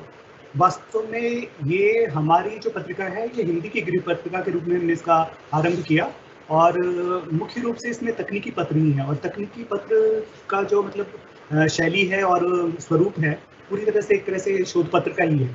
तो शोध पत्रों के साथ कुछ लेख हम सामान्य रुचि के लेते हैं, कुछ कविताएं भी होती हैं, और इस तरह से इसको हर रुचि के पाठक के लिए बनाने की कोशिश रहती है। तो यहाँ पर एक मैं आपको सुझाव दूंगा सर, आप जब भी ये पत्रिका का प्रकाशन करें तो आप एक पन्ना आम आदमी और पत्रकारों के लिए भी लिखें। जैसे आपकी ये पुस्तक है मान लीजिए, तो आपका शोध पत्र यहाँ से शुरू हो और यहाँ पर उस शोध पत्र के बारे में आम भाषा में एक पन्ने की जानकारी आप दें, और उसको लिख दें आम भाषा में, आम व्यक्ति और पत्रकारों के लिए इस जो आपका शोध पत्र है उसका टाइटल देते हुए उससे जुड़ी कुछ आवश्यक बातें वहां पर आप दे देंगे, तो जो भी उसको पढ़ना चाहेगा वो यहाँ पर पहले उसको समझ लेगा कि आप क्या कहना चाहते हैं उस शोध पत्र में। तो बहुत आसानी से आप आदमी से और पत्रकारों को भी अपने शोध पत्र को और पत्रिका को जोड़ पाएंगे। ये मेरा छोटा सा सुझाव है, अगर आपको अच्छा लगे तो। बहुत बढ़िया सुझाव था ये आपका, और इसको जरूर शामिल करेंगे। क्योंकि ये ध्यान रखिएगा, पत्रकार के पास टाइम बिल्कुल नहीं होता। आपका जब ईमेल पहुंचेगा और ये पत्रिका में शोध पत्र हिंदी के पहुंचेंगे तो उसको कुछ अपनी भाषा में चाहिए, अपना नाम वहाँ वो देखेगा, हाँ पत्रकार के लिए कोई आपने सूचना दी है, तो आम भाषा में पत्रकारों और लेखकों या पत्रकारों के लिए कोई आवश्यक सूचना वो आप दे दीजिए, और मीडिया कर्मियों के लिए और आम लोगों के लिए सूचना। तो उसमें क्या है कि वो शोध पत्र सीधे वो पत्रकार से जुड़ जाएगा, फिर पत्रकार उसको पूरे का पढ़ के आपके वैज्ञानिकों से संपर्क करेगा, और आपके वैज्ञानिक की ईमेल भी आप उसमें दीजिए ताकि वो सीधे ईमेल से जुड़ सकें। अगर कोई फोन नंबर आप दे सकते हैं तो बहुत अच्छी बात है जी। मुझे लगता है कि आज के व्याख्यान में बहुत सारी चीज़ें आपने एक साथ समेट ली, और खासकर वो गूगल वेरिफिकेशन का जो आपने एक तरीका बताया, सत्यापन का, फैक्ट्स सत्यापन का, तथ्यों की जांच का, तो वो भी हमारे लिए बहुत महत्वपूर्ण है। क्योंकि आज के ज़माने में जिस रफ्तार से सोशल मीडिया जो भी चीज़ें आपने व्याख्यान में अपनी बताई, मैं उसी के संदर्भ में बातें कर रहा था। और क्योंकि आज का ज़माना सोशल मीडिया का है, और सोशल मीडिया पर चीज़ें बड़ी तेज़ी से फैलती हैं, उनका प्रसार बहुत द्रुत गति से होता है। तो वहाँ पर गलत और भ्रामक बातों को रोकना, तथ्यों को उस पर रोक लगाना बहुत मुश्किल हो जाता है। तो उसकी सबसे ज़रूरी चीज़ है कि उसकी जाँच कर ली जाए। और अगर हमें एक वैज्ञानिक दृष्टिकोण हो हमारा, तो ये काम हमारे लिए बहुत आसान हो जाता है। और हमारी इसके साथ साथ जो हमारा एक सामाजिक दायित्व है, उसका भी निर्वाह ज़रूरी हो जाता है कि हम गलत चीज़ों को ना फैलाएं, अंधविश्वासों को जितना रोक सकें उसको रोकें।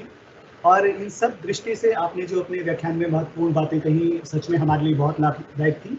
और जो हमारे प्रतिभागी जुड़े और जिन्होंने पहली बार किसी हिंदी कार्यशाला में इस तरह से भाग लिया, स्वाभाविक है कि आज की ये जो है, ये तो एक डिजिटल तरीके से हुआ, तो हम आमने सामने बैठकर परस्पर संवाद नहीं कर पा रहे हैं। लेकिन फिर भी जितना हो सका, संभव हो सका, आपसे बहुत सारे प्रश्न पूछे, उनका समाधान हमने लिया।